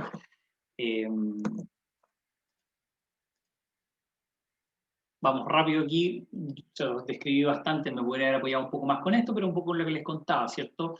En la recepción empezamos, recibimos, ¿cierto?, en camiones, se saca la muestra para evaluar la calidad, ¿cierto?, que cumpla con los grados BRICS, que venga la fruta o las hortalizas maduras, etc. Esto muchas veces también es una etapa fundamental a la hora de lo que tiene que ver con el trato directo con el proveedor, ¿cierto?, con el agricultor en este caso. Muchas veces las ventas de materia prima están asociadas a las condiciones de calidad, ¿ya? O sea, cumple, por ejemplo, si un productor me trae tantos kilos, tantas toneladas, de las cuales, ¿cierto?, tal porcentaje, un alto porcentaje es descartable y no me sirve para el proceso, bueno, ahí es donde obviamente se castiga muchas veces al productor, etc. O sea, que es muy importante que las empresas agroindustriales conversan directamente con los productores. Muchas de las agroindustriales, ¿cierto?, los apoyan incluso desde desde la etapa de la siembra, del trabajo a la tierra, etcétera. Están constantemente en contacto con la gente en el campo para asegurar las condiciones de calidad ideal para el producto, para el proceso y para la elaboración. Aquí es donde muchos de ustedes, ojalá, bueno, varios de ustedes puede que terminen trabajando, ¿cierto?, en esta primera etapa asociada al control de calidad, evaluar la calidad de la materia prima que nos llega a fábrica, para también entender de que el producto cuenta con los contenidos nutricionales que nosotros necesitamos para el proceso, las características organolépticas, que no vengan con enfermedades, el producto, etc. En el acondicionamiento yo les hablaba, ¿cierto?, después del lavado, etcétera. Los duraznos, ¿cierto?, por ejemplo, lo que les decía yo, el acondicionamiento por clasificación por tamaño, descarozado, y luego el pelado, que muchas veces en el caso de los duranos, por ejemplo, se hacen por pelados químicos. Yo les muestro una foto de las manzanas con pelados, ¿cierto? Mecánico, dependiendo del fruto, dependiendo, va a variar eso, pero en general puede ser químico, mecánico, químico, mecánico, e incluso también hay un pelado mecánico que es que se raspa básicamente, físico, ¿ya? Bueno, la clasificación incluso se hace con mesas vibratorias, se separan en trozos, porciones defectuosos, además también se separan por tamaño. Esto, por ejemplo, son separadoras, ¿cierto? Aquí se van de alguna manera embutiendo son como embutidoras finalmente lo que van haciendo es pesando una cantidad específica que se necesita para el formato, etcétera. Y en el acondicionamiento, algunos productos van a tener que ser sometidos a un proceso térmico que es un escaldado. Y esto lo hemos conversado, ¿cierto? En Fundamento por Cosecha lo conversamos, que es un proceso térmico que nos permite eh,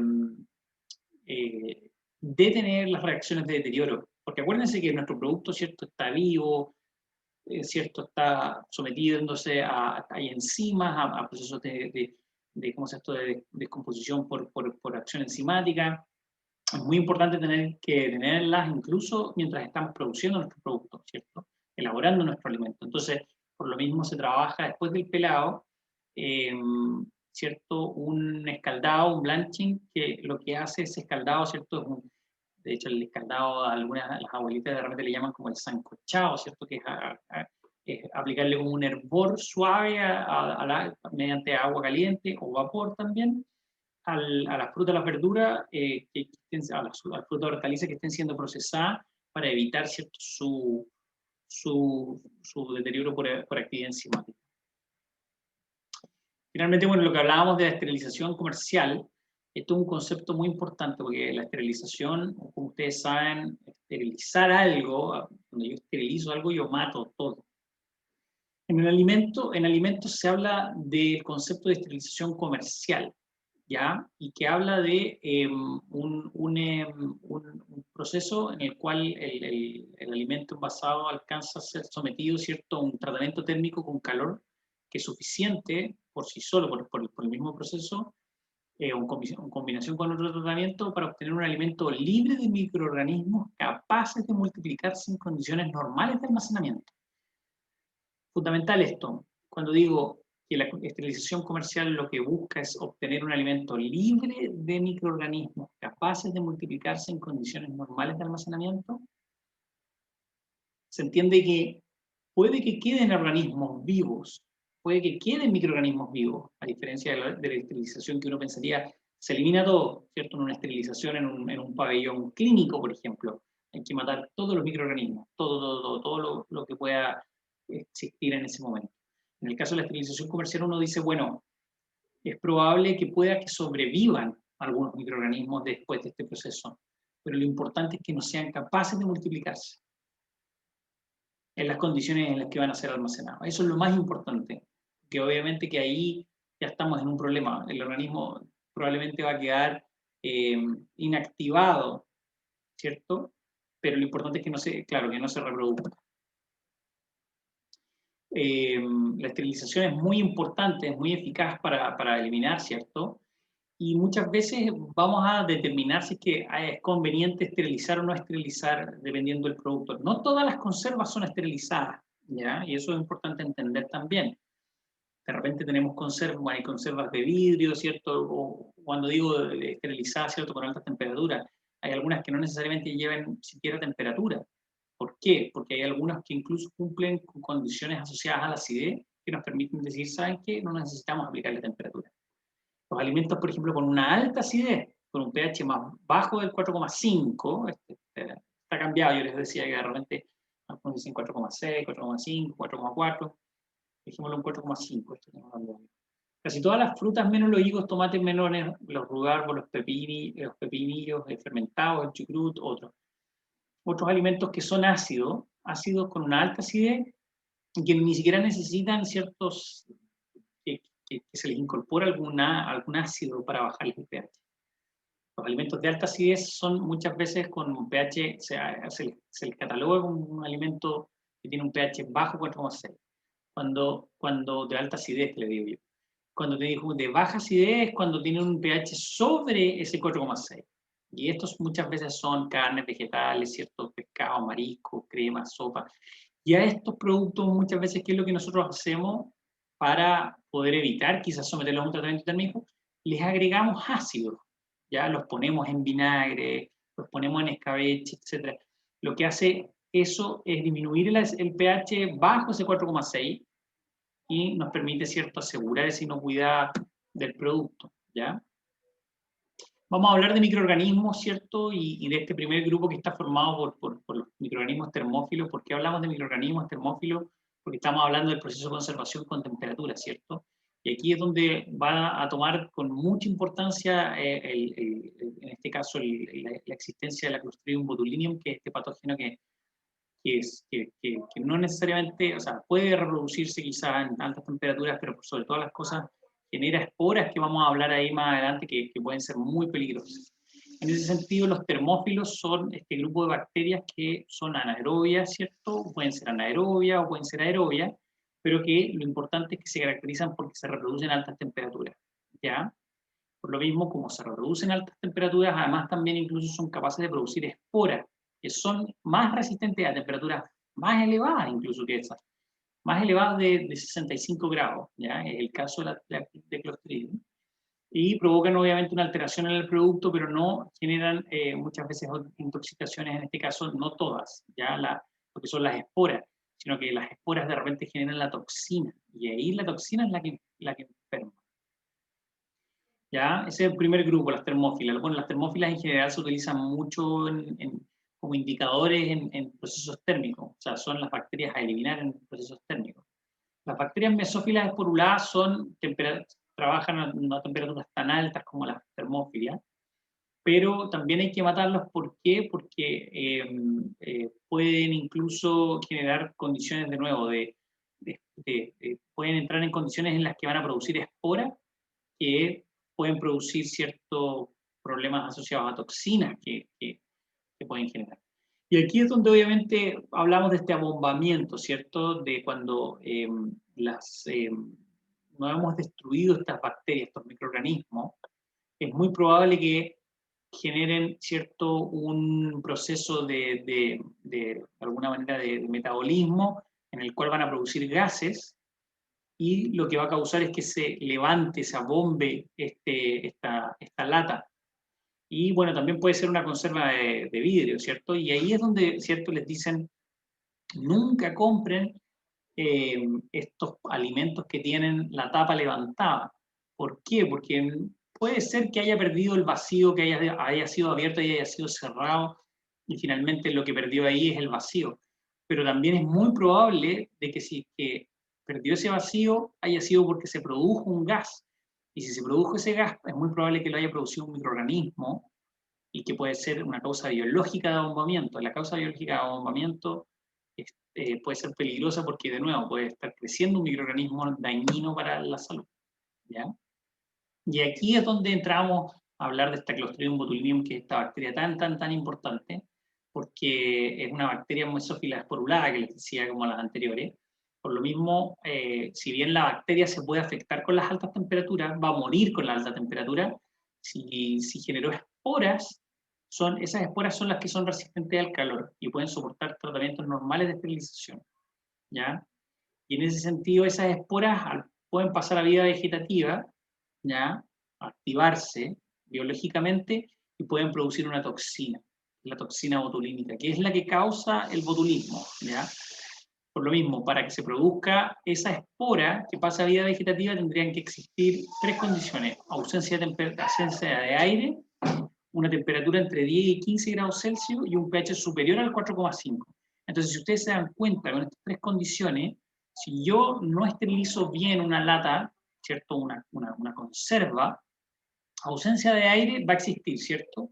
Porque obviamente yo voy a elaborar una conserva con toda la tecnología que les mostré anteriormente y que va a implicar, ¿cierto?, remover el aire. Temperatura entre 15 y 50 grados Celsius, ustedes se encuentran con todos estos productos, ¿cierto? A temperatura ambiente, en 20, 23 grados Celsius, ¿cierto? En un supermercado, en un almacén, etcétera, para cumplir eso. Y un pH superior a 4,5. Acuérdense de que yo les dije que si yo me puedo asegurar, ¿cierto?, de hacer una conserva con productos ácidos, con frutas ácidas, con verduras ácidas, o yo puedo agregar ácidos, ¿cierto? Puedo agregar vinagre, puedo disminuir ese pH. Y de esa manera yo me aseguro a que voy a evitar quizá incluso un tratamiento térmico muy importante. Si yo tengo un pH que es superior al 4,5, tengo una conserva que tengo que esterilizarla sí o sí o sí. En ese sentido, si yo no lo esterilizo bien y tengo un pH superior a 4,5, se me puede generar esta condición que les digo yo, de que las esporas pasen a vía vegetativa y produzcan esta toxina botulínica. Les decía yo, esa toxina botulínica es famosa, ¿cierto? Yo me imagino que ustedes han escuchado hablar del Botox. El Botox, ¿cierto? Es la misma toxina que estamos hablando, que es tan peligrosa y tan dañina, que se utiliza en temas cosméticos, ¿cierto? El Botox que se utiliza para las caras, y yo por lo mismo digo, como se hinchan, se hincha, o sea, la toxina y el proceso, ¿cierto?, del Clostridium en los productos enlatados, ¿cierto?, genera este abombamiento, así como estas paladitas embombadas, ¿cierto? También yo digo, genera este hinchazón en los labios, ¿cierto?, en donde se ponga el Botox. También genera, bueno, también se utiliza creo que para inactivar glándulas de sudoración en las axilas. Hay varios tratamientos, yo no sé si han escuchado algún otro tratamiento con el Botox que se usa mucho, pero la verdad es que, como les digo, es un proceso, una toxina muy peligrosa, genera parálisis, por lo mismo yo también digo, la gente que usa Botox en la boca y todo, como que finalmente así como que no se mueven, como que quedan ellos mismos medio paralíticos, entonces, pero bueno. El Botox y el botulismo, como les digo, están estrechamente ligados por eso.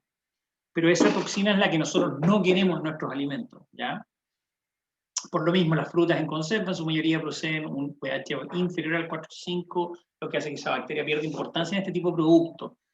Estas conservas que les digo yo generalmente tienen mucho que ver con productos como pueden ser conservas de legumbre o conservas de carne, de productos cárnicos, que tengan estos pH sobre el 4,5.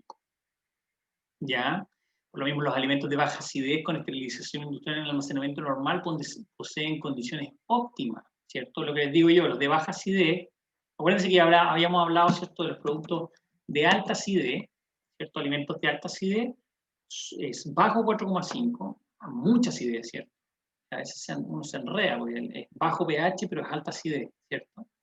En este caso, los de baja acidez y alto pH son estos productos que van a permitir condiciones óptimas para que se produzcan las esporas del Clostridium botulinum y pasen a ese estado vegetativo y finalmente liberen una toxina.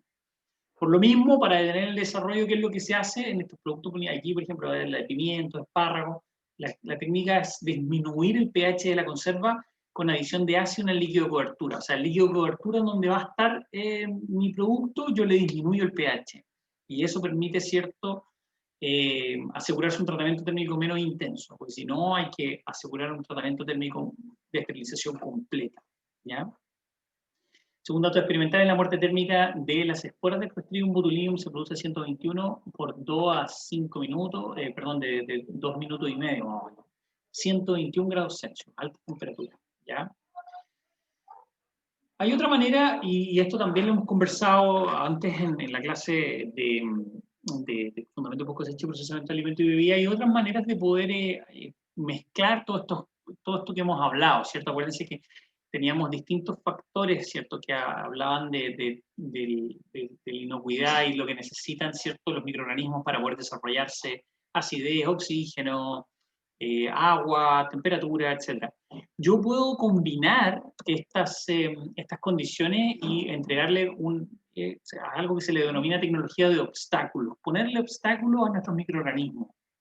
Decir, por ejemplo, yo voy a bajar la actividad de agua a mi producto, ¿cómo? Bueno, lo voy a deshidratar, ¿cierto? O voy a aplicar azúcar, o voy a aplicar sal y voy a eliminar agua libre y disponible.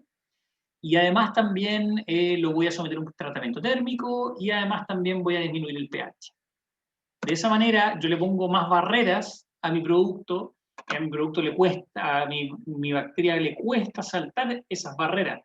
Eventualmente quizás van a haber algunas barreras que va a poder superar, quizás, ¿cierto? De repente hay algunas bacterias que incluso tienen la capacidad de poder aguantar bajo pH, por ejemplo, una alta acidez, ¿cierto? En ese sentido, puede que pase esa barrera. Puede que quizás también una segunda barrera de actividad de agua la pueda saltar, porque son bacterias que pueden crecer en esas condiciones.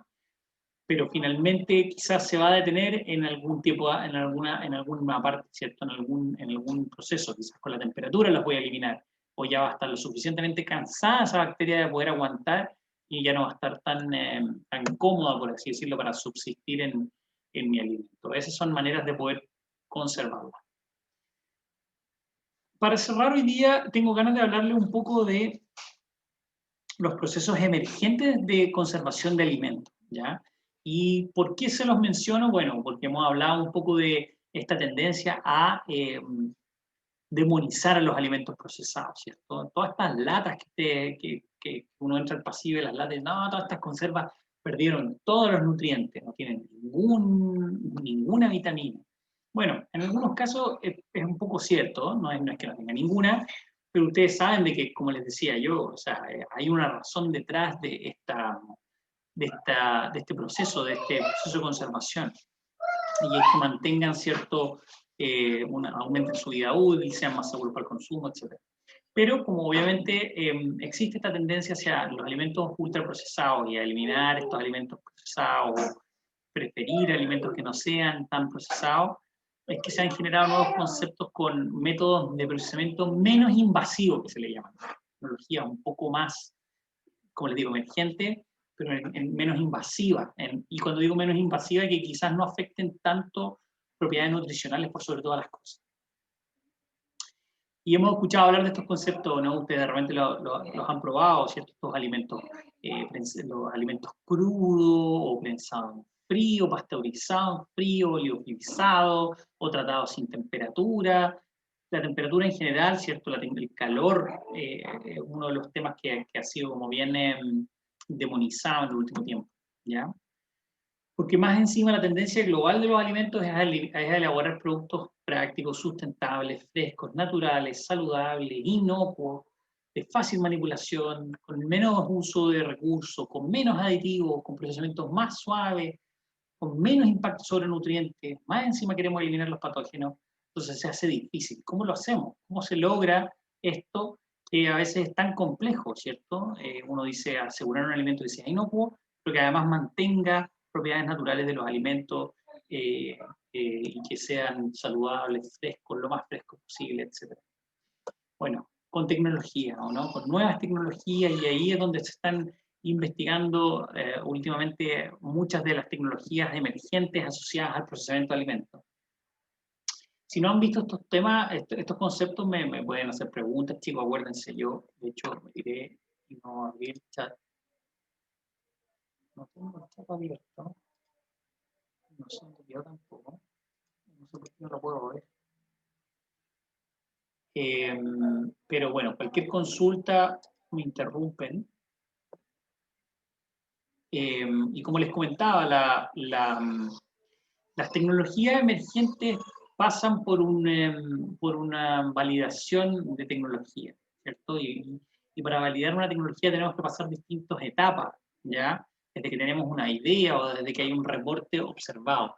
Esto se categoriza con este acrónimo que se le llama, son los niveles de madurez de la tecnología, o Technology Readiness Level, TRL, que lo van a ver de aquí en adelante probablemente en lo que tiene que ver con, por ejemplo, todo lo que son instrumentos de fomento para las investigaciones o para el desarrollo de innovaciones. Se hace mucho foco en esta categorización, porque esta categorización lo que hace es un poco ordenar en qué etapa vamos, qué es lo que nos falta para el desarrollo de una idea, de una tecnología, ¿ya? Como les digo, muchas veces estamos todos detrás de buscar estas tecnologías, buscar la ideal. Y como les digo, va desde una idea básica, oye, vi en literatura, o en un reportaje o en literatura, que esta tecnología sirve para algo, y el concepto o aplicación tecnológica formulada es, oye, ¿sabes qué? Yo lo quiero ocupar para extender la vida útil de este producto, para mantener las propiedades y asegurar la inocuidad. Después pasamos a una función crítica, analítica y experimental, a una prueba de característica de concepto, un poco entrar a si esto claramente, analíticamente y experimentalmente funciona, es viable, por ejemplo, lo que estoy pensando, funciona, esta prueba de concepto, para luego después validarla en un entorno de laboratorio. Voy a hacer las pruebas en laboratorio, ¿ya? Toda esa etapa se le llama desarrollo. Y aquí, por ejemplo, hay varias tecnologías que están en esta etapa, entre ellas la tecnología que les contaba yo, que nos adjudicamos un proyecto para poder investigarla, que es el plasma frío atmosférico en alimentos, que es una tecnología que se usa en otras áreas, pero todavía no se aplica industrialmente en alimentos, pero que tiene un potencial interesante, y ahí estamos en esta etapa.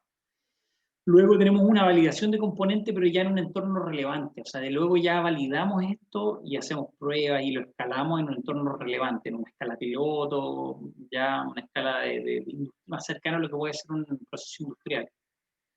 Para luego pasar a un modelo de sistema de demostración de prototipo en un entorno relevante. Ya tenemos un modelo del sistema, tenemos un conceptos, protocolos, etcétera. Ya tenemos en un entorno relevante. Finalmente tenemos una demostración de su sistema o un prototipo en un entorno real, ya está instalado en una empresa, se está realizando, se está ejecutando el problema, el proceso, etc. Para finalmente terminar con un sistema completo, certificado a través de pruebas, demostraciones, esto ya está ultra validado, y un sistema aprobado con éxito en un entorno real. ¿Ya? Hay gente comercializándolos, funciona, es viable económicamente y además técnicamente es viable. ¿Ya? Esas son las etapas de los niveles de madurez de la tecnología. Como les decía yo, hay tecnologías maduras, emergentes, y hay tecnologías en desarrollo. Las maduras, ustedes lo han conversado, ¿cierto? Las irradiaciones que han ido cambiando quizás en los isótopos que se utilizan, ¿cierto? Los isótopos radioactivos que se utilizan y todo, pero en general la radiación está muy, muy bien estudiada. Las altas presiones hidrostáticas, que fue una tecnología que pasó por todas estas etapas, desde que, por ejemplo, yo me formé como ingeniero en alimentos, yo la vi esta tecnología pasar desde emergente hasta una tecnología madura, en desarrollo incluso. De hecho, siempre se especulaba mucho que las altas presiones nunca dejaban de ser una tecnología emergente, como que siempre estaban ahí, como que no lograban pegarse el paso. Y actualmente es una tecnología que ya está disponible. Este es un equipo Hyperbaric de una empresa española que comercializa esta tecnología. Hay otras empresas americanas, una francesa también que trabaja en esta tecnología, y hay empresas como por ejemplo PF que trabaja con altas presiones para la elaboración de sus productos cárnicos, jamones, etcétera. Los trabajan con altas presiones, tal que acá hay una planta.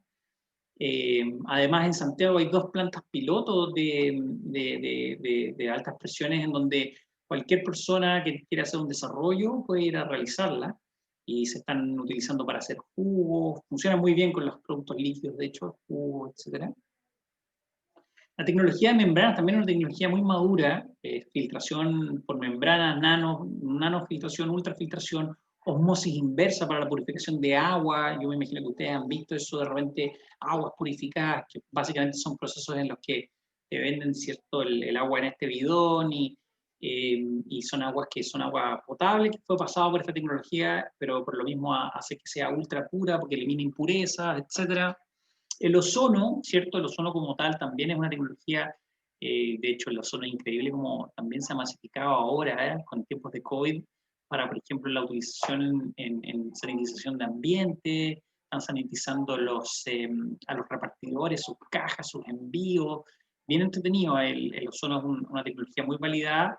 Tiene sus complejidades, sí, porque el ozono como tal, este gas, ¿cierto?, también genera efectos nocivos en las personas cuando estás en contacto con el ozono, obviamente.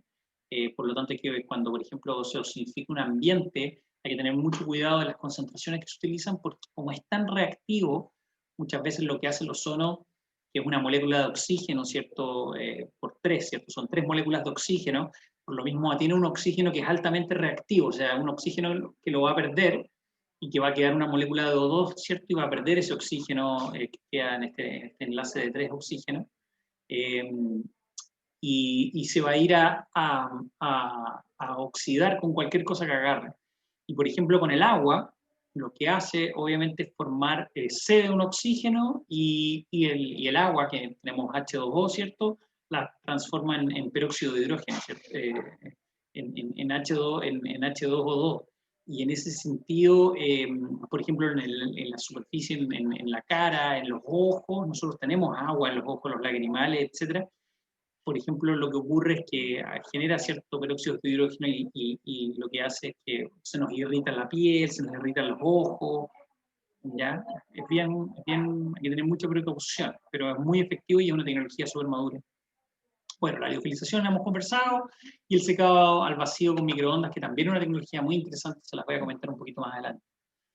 En emergente encontramos los pulsos eléctricos, ¿cierto? Los PEF, que le llaman, se llaman Pulsed Electrified Fields, o campos eléctricos pulsados, son descargas eléctricas, así en soluciones o a los alimentos, básicamente.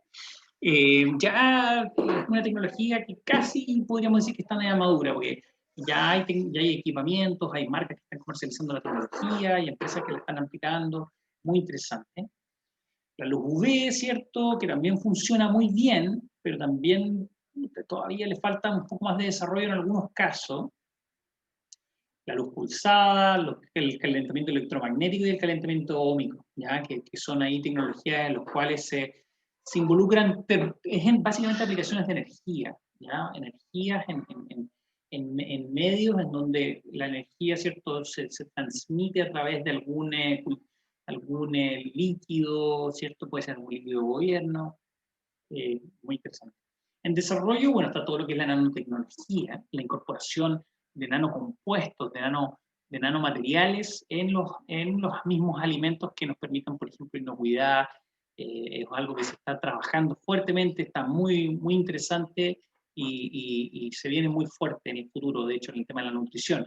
Hay muchas dudas con respecto a la nanotecnología y cómo eso va a impactar a nosotros como en el cuerpo también, porque cómo vamos a absorber esos nanomateriales.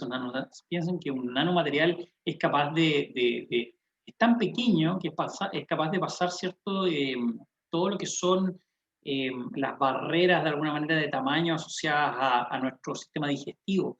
Es probable que quizás no se absorban en el estómago, se absorban inmediatamente en otra parte que se incorporan en nuestro cuerpo a través de la boca, por ejemplo, porque van a ser capaces de permear a través de nuestros tejidos rápidamente porque son muy pequeños. Entonces, hay muchos estudios asociados a cómo está funcionando el tema de la nanotecnología y cómo se va a incorporar.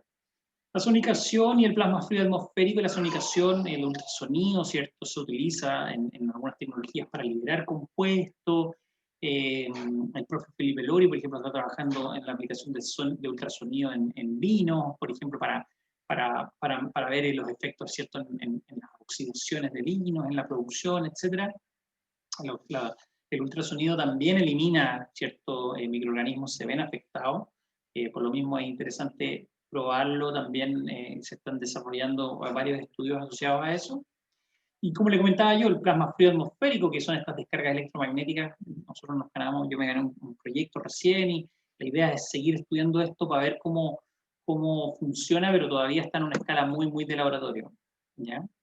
Cuando hablamos de tecnologías de deshidratado, chicos, esto lo vimos, ¿cierto? Hay 3 tipos de agua, y ustedes esto lo saben, ¿cierto? Está el agua, ¿cierto? El agua de monocapa, el agua multicapa y el agua libre. Cuando hablamos del agua libre, es el agua que está disponible para deteriorarse, para juntar y para hacer reacciones. El agua multicapa ya es un agua que está atrapada en la matriz, y el agua ligada ya es un agua que está completamente metida en la matriz, que es muy difícil sacarla.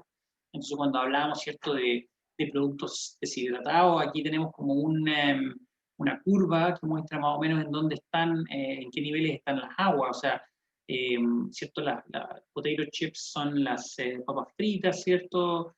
Tienen baja agua, están por acá. Las crackers, que son las galletas bien secas, andan por aquí en actividad de agua como producto. Entonces, el agua que tienen es muy baja y si tienen agua está muy atrapada, ¿cierto? mientras que, por ejemplo, productos como la leche, la fruta y las verduras, estamos por acá. Tenemos mucha agua disponible, ¿cierto? Las frutas tienen una actividad de agua casi bueno, 1 es agua, acuérdense, pero del 0,90 y algo, son muy altas en agua. Entonces tenemos tecnologías de deshidratación bien interesantes, por ejemplo, las tecnologías de secado por secado spray, que es la atomización básicamente de un líquido en este caso. Así es como se elaboran, por ejemplo, la leche en polvo se elabora de esta manera, se hace circular a través de un atomizador, el cual lo que hace es generar muchas gotitas, pequeñas gotitas. Gracias a que se generan esas pequeñas gotitas, entran en un ciclón. Gracias a que se generan esas gotitas, lo que se hace es que se aumenta la superficie de contacto. O sea, piensen que cada una de esas gotitas tiene, ¿cierto?, la superficie de contacto con el ambiente, con este ambiente que en este caso es un ciclón con alta temperatura. Por lo mismo se pueden secar más rápido, más fácil secar una gotita. Mientras más pequeña la gotita, más fácil secarla, ¿cierto? Si no, si tenemos un gotón muy grande, una gota grande, va a ser difícil. De hecho, el centro se nos va a quedar probablemente húmedo, etc. Por lo mismo es muy efectiva para ese tipo de productos. El drum drying o secado en tambor, ¿cierto? Son estos tambores que rotan, en donde hay una temperatura, ¿cierto?, alta, que permite que mientras están rotando, se están dando vueltas, genera una condición homogénea de secado, ¿ya? Son muy utilizados el drum drying en secar, por ejemplo, ¿cierto? Muchas veces purés, productos, ¿cierto?, que son muchas veces frutas cortadas de repente también. Algo que no se afecta tanto también con los golpes físicos, porque también tiene obviamente un efecto ahí en lo que es la fuerza mecánica que se genera. La deshidratación osmótica, lo que habla, ¿cierto?, es de eliminar el agua mediante la incorporación de un soluto, y es lo que hacemos, ¿cierto?, cuando hacemos, por ejemplo, conservas de fruta con azúcar, ¿cierto? Y tenemos nuestra fruta en una solución con alta concentración de azúcar. Lo que hace el agua es salir por diferencia de osmosis, ¿cierto? Y el azúcar tiende a entrar a la fruta, ¿cierto? Este soluto que tenemos en alta solución, porque la actividad de agua que hay en la solución, que está en una solución bien saturada, es muy baja, mientras que la actividad de agua que está dentro de la fruta es muy alta. Entonces el agua tiende a salir hacia donde hay menos agua, trata de escapar, ¿cierto?, para buscar el equilibrio. También de repente salen algunas sales y minerales en conjunto con el agua, lo cual obviamente no es lo ideal, pero ahí es donde obviamente generamos esta solución osmótica y tenemos todas estas frutas en conserva que soluciones en almíbar, ¿cierto?, endulzadas, etc. Muchas de estas deshidrataciones osmóticas también se utilizan mucho en las confiterías, ¿ya? Por ejemplo, las frutas, las frutillas, y después se deshidrata esto, se meten a un deshidratador normal en bandeja, y quedan estas frutillas, ¿cierto?, deshidratadas.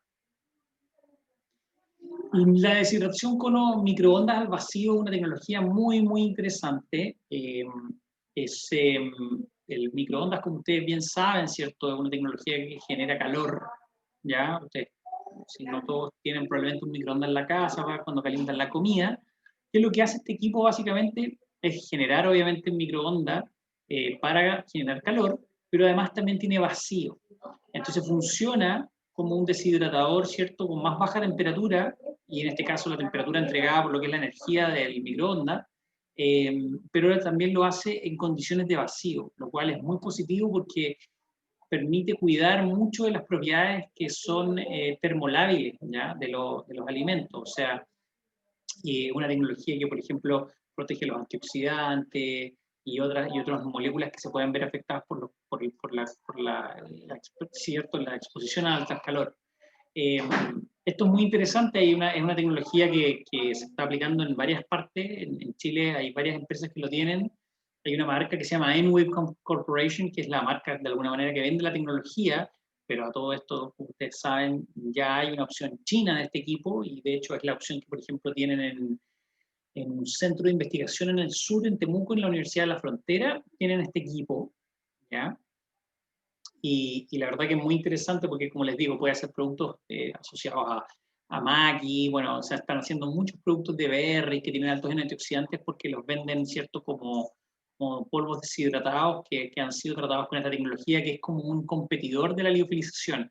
Es más barata que la liofilización porque no hay que congelar el fruto, el microondas como tal también es más económico energéticamente hablando, y es muy, muy, muy bueno. También hay otra empresa, bueno, esta es Nanoa Ingredients, que están en Los Ángeles, tienen este tipo de productos, hacen maqui, hacen rosa mosqueta, distintos tipos de productos. Después en Futrono, en el sur de Chile, hay una empresa que se llama, bueno, Intact Snacks, que se llaman, que ellos venden queso. Y lo que hacen es que deshidratan el queso, entonces son verdaderos como cheese pop, pero cheese pop de verdad, de queso de verdad, ¿cierto? No con harinas y cosas, sino que de 100% queso, una maravilla de snack, pero bueno, ahí han estado luchando por tratar de vender ese producto también en mercados más idóneos para ese tipo de tecnologías también y de ese costo también de tecnología, porque son productos caros dentro de todo. Se están masificando y están aumentando en su eficiencia, así que deberían mejorar de aquí en un par de años más, deberíamos tener más de este tipo de productos en las góndolas. Después hay otros procesos como por ejemplo la caída instantánea de presión, como si ustedes se pueden dar cuenta, para jugar con la temperatura muchas veces lo que hacemos es que modificamos la presión para evitar que por ejemplo usemos altas temperaturas. Y sin embargo esta temperatura, este tratamiento de una tecnología francesa, una empresa que se llama Apcar, aquí les dije el link, muy interesante porque lo que hace es un efecto de puffeado que le llaman puffing, que lo que hace, ¿cierto? Como les decía, es que primero en una presión atmosférica genera un vacío, todo esto a alta temperatura, ¿cierto? Y luego de ese vacío sube a una alta presión, o sea, aumenta la presión en el ambiente, ¿cierto? Con una alta temperatura y de repente, ¡pum!, la baja completa al vacío, vuelve al vacío. Entonces se produce una caída instantánea, ¿ya? Por eso se llama como caída instantánea de la presión, instant drop pressure. Y la verdad es que lo que genera esto, hay un video en esa página, no lo tengo acá, pero veanla, es muy entretenido, genera un proceso en el que el agua escapa rápidamente, como está sometida a alta presión, pero a alta temperatura, pero todavía no tiene por dónde irse, y cuando se genera el vacío, ¡pum!, explota y genera un pasteado. Entonces, cuando escapa, como escapa rápidamente, genera un efecto de puffing, entonces aumenta un poco el volumen del fruto, ¿ya? Que es un poco lo que les decía yo, que cuando hacemos cuando sometemos un producto de deshidratación, lamentablemente se nos achica un poco, ¿cierto? Ustedes lo han notado cuando compran un producto deshidratado, de repente son más chicos de lo que es el tamaño normal de la fruta. La liofilización, dentro de todo, como también genera un proceso de sublimación, mantiene ese volumen. Esta temperatura también se usa como una alternativa un poco para eso. Sin embargo, como usa altas temperaturas, no esperen que, por ejemplo, este kiwi sea alto en vitamina C, por ejemplo, a diferencia quizá de un kiwi liofilizado. Pero sí va a tener una textura, ¿cierto?, muy parecida. Todas estas tecnologías las están evaluando mucho las empresas deshidratadoras que tenemos acá en la región, ¿ya? Porque son muy interesantes por lo mismo, porque son alternativas para quizás obtener deshidratados de mejor calidad, sobre todo para productos como, por ejemplo, todos estos cereales del desayuno, los snacks, están incorporando mucha fruta, ¿ya? Para los cereales para el desayuno, etcétera. Entonces, por lo mismo, es muy, muy requerido. Esto es lo que les comentaba yo del tema de la liofilización, ¿cierto? La sublimación es este paso directo de convertir el gas a sólido. ¿Cómo logramos eso? Bueno, aquí está el diagrama, ¿cierto?, de los estados del agua. Si tenemos el equilibrio sólido, ¿cierto?, a una presión y a una temperatura bajo cero, obviamente, en donde consideramos, ¿cierto?, que se logran ciertas temperaturas o sea, estados de temperatura que permiten que el agua esté en un estado sólido. Por un estado líquido necesitamos una condición de temperatura y de presión mayor, y para gas, ¿cierto?, también, y por sobre todas las cosas, necesitamos una condición de presión más baja, por así decirlo. Una presión baja. Entonces, ¿qué es lo que ocurre acá? Es que bajamos, ¿cierto?, la presión y aumentamos levemente la temperatura y nos permite pasar y generar la sublimación, que les decía yo, que esta pasa de gas a sólido. Lo cual tiene sus ventajas, como les decía, de la liofilización. Eso permite que los volúmenes se mantengan. El agua, imagínense que cuando se derrite el agua, cuando se convierte en líquido, muchas veces rompe estructura. Entonces, si yo tengo pequeños cristales de agua y logro sacarlos como de vapor, me quedan pequeños poros, pero el volumen se me mantiene tal cual. En cambio, si se derrite, la estructura muchas veces se rompe, que es lo que genera, cierto, que estas matrices queden así como más fofa, se cae, como que no te queda no sé, una frutillita completa, sino que te queda como cierto, una especie de comprimido de frutilla, por así decirlo. Otros tipos, bueno, hay tecnologías de extracción que son muy interesantes. Cuando digo extracción es romper moléculas, romper matrices, liberar moléculas para obviamente después recuperarla. Muchas veces, ¿cierto? Estas tecnologías se usan para recuperar antioxidantes, se quieren recuperar compuestos de interés, etc. Por lo mismo se utilizan el ultrasonido, aplicaciones de energía, microondas, ¿cierto? Asistida por altas presiones, que también ayuda a hacer eso, a generar rupturas en las estructuras. Extracción con CO2 supercríticos, son gases también, la incorporación con gases y fluidos supercríticos. Cuando decimos supercríticos son estados en los que las condiciones de presión y temperatura son superiores, ¿cierto?, a las del estado normales, ¿cierto? Están en un estado sumamente presurizado, por así decirlo, con alta temperatura también. Y el uso de ecosolventes, solventes que me ayuden a extraer, ¿ya? También existen, bueno, las tecnologías de membrana que les comenté yo, ¿cierto? Que son estos materiales en donde yo hago pasar un fluido y me permite sacar alguno. Esto es como un filtro, pero es un filtro, pero imagínenselo como a un nivel mucho más selectivo a la hora de separar. Separa por tamaño, pero también muchas veces se separa por características propias de las propiedades de los filtros. Hay distintos tipos de membranas, ¿cierto? Que pueden ser de distintos materiales, de cierta porcelana, etc. Bioreactores también existen para eso, la perforación, que es un proceso también de nuevo de eliminar y para poder concentrar algunos compuestos específicos. De las altas presiones ya hablamos, pero como les decía, las altas presiones son básicamente aumentar mucho la presión, casi estamos hablando de una presión como casi del fondo del océano, multiplicado por 6, o sea, mucha presión, casi tanta presión como la que tienen los estudiantes de la Universidad de Talca cuando tienen los periodos de prueba. Bueno, mucha presión, entonces se estresan todos estos microorganismos, así como cualquiera se estresa cuando está con presión, ¿cierto? Y ¡pum!, las eliminamos. Son bien interesantes, se utiliza mucha agua, se ha mejorado mucho en ese sentido esta tecnología, porque en un principio se descargaba mucha agua, o sea, se llena hasta, como pueden ver aquí, entra el producto no procesado, entra en esta, ¿cierto? En este, en este equipo, ¿cierto? Tiene como una especie de jaula, por así decirlo, de receptáculo, se llena con agua, ya, se llena completa, con agua a baja presión, ¿cierto? Normal, y se genera un aumento de la presión. ¿Por qué? Por compresión, ¿sí? Estos son como que se apretara, ¿cierto? Como un cilindro, ¿cierto? Como los pistones de los autos se apretan. Entonces eso aprieta, genera una alta presión, que obviamente afecta al producto que está ahí adentro. Después se suelta la presión, se descarga el agua y se saca el producto. Esa agua se reutiliza, actualmente hay tecnologías que la consideran, pero es muy interesante las altas presiones. Yo le pongo HPP porque es High Pressure Processing, ¿ya? Pero es alta presión.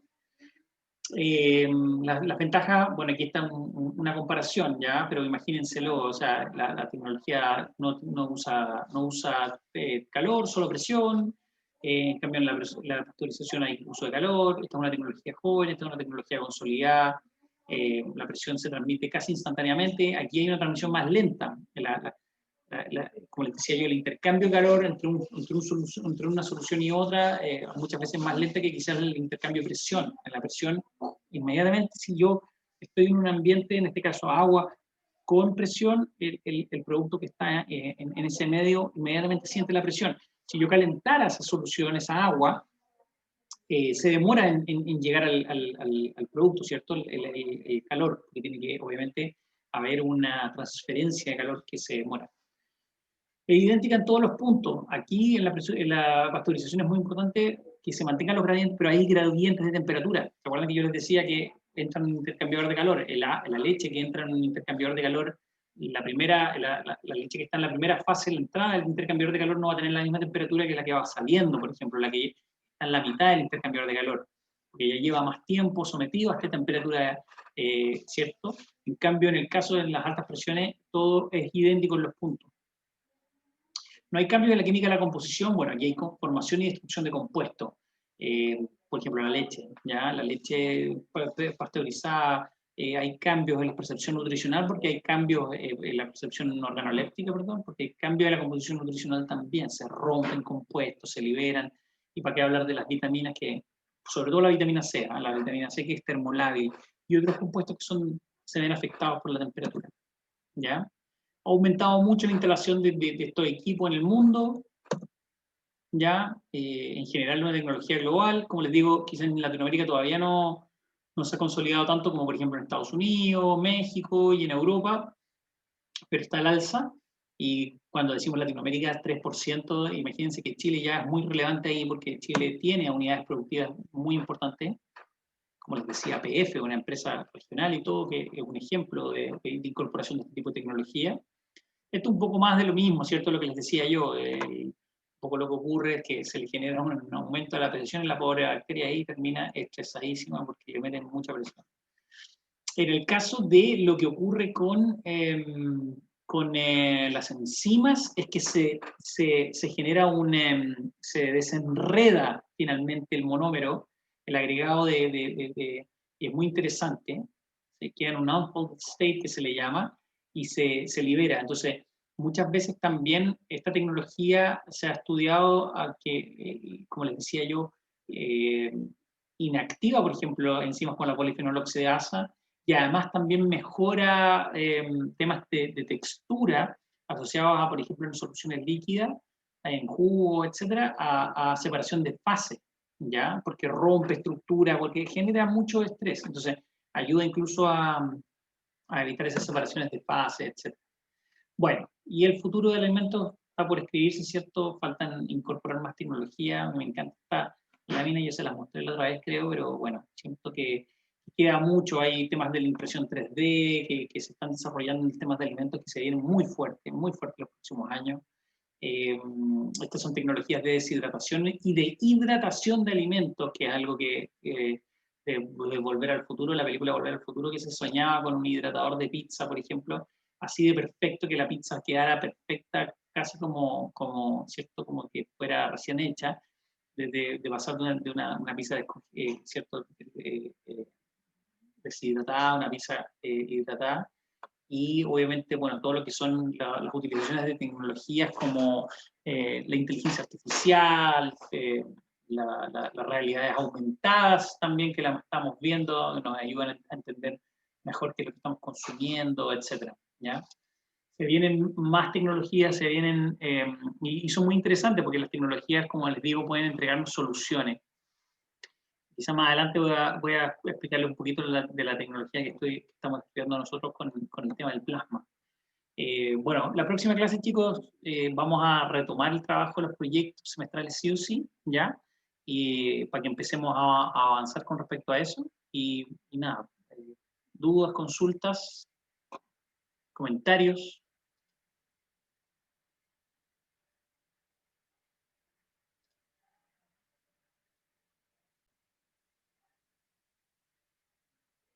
Si no, eso sería por hoy entonces, chicos.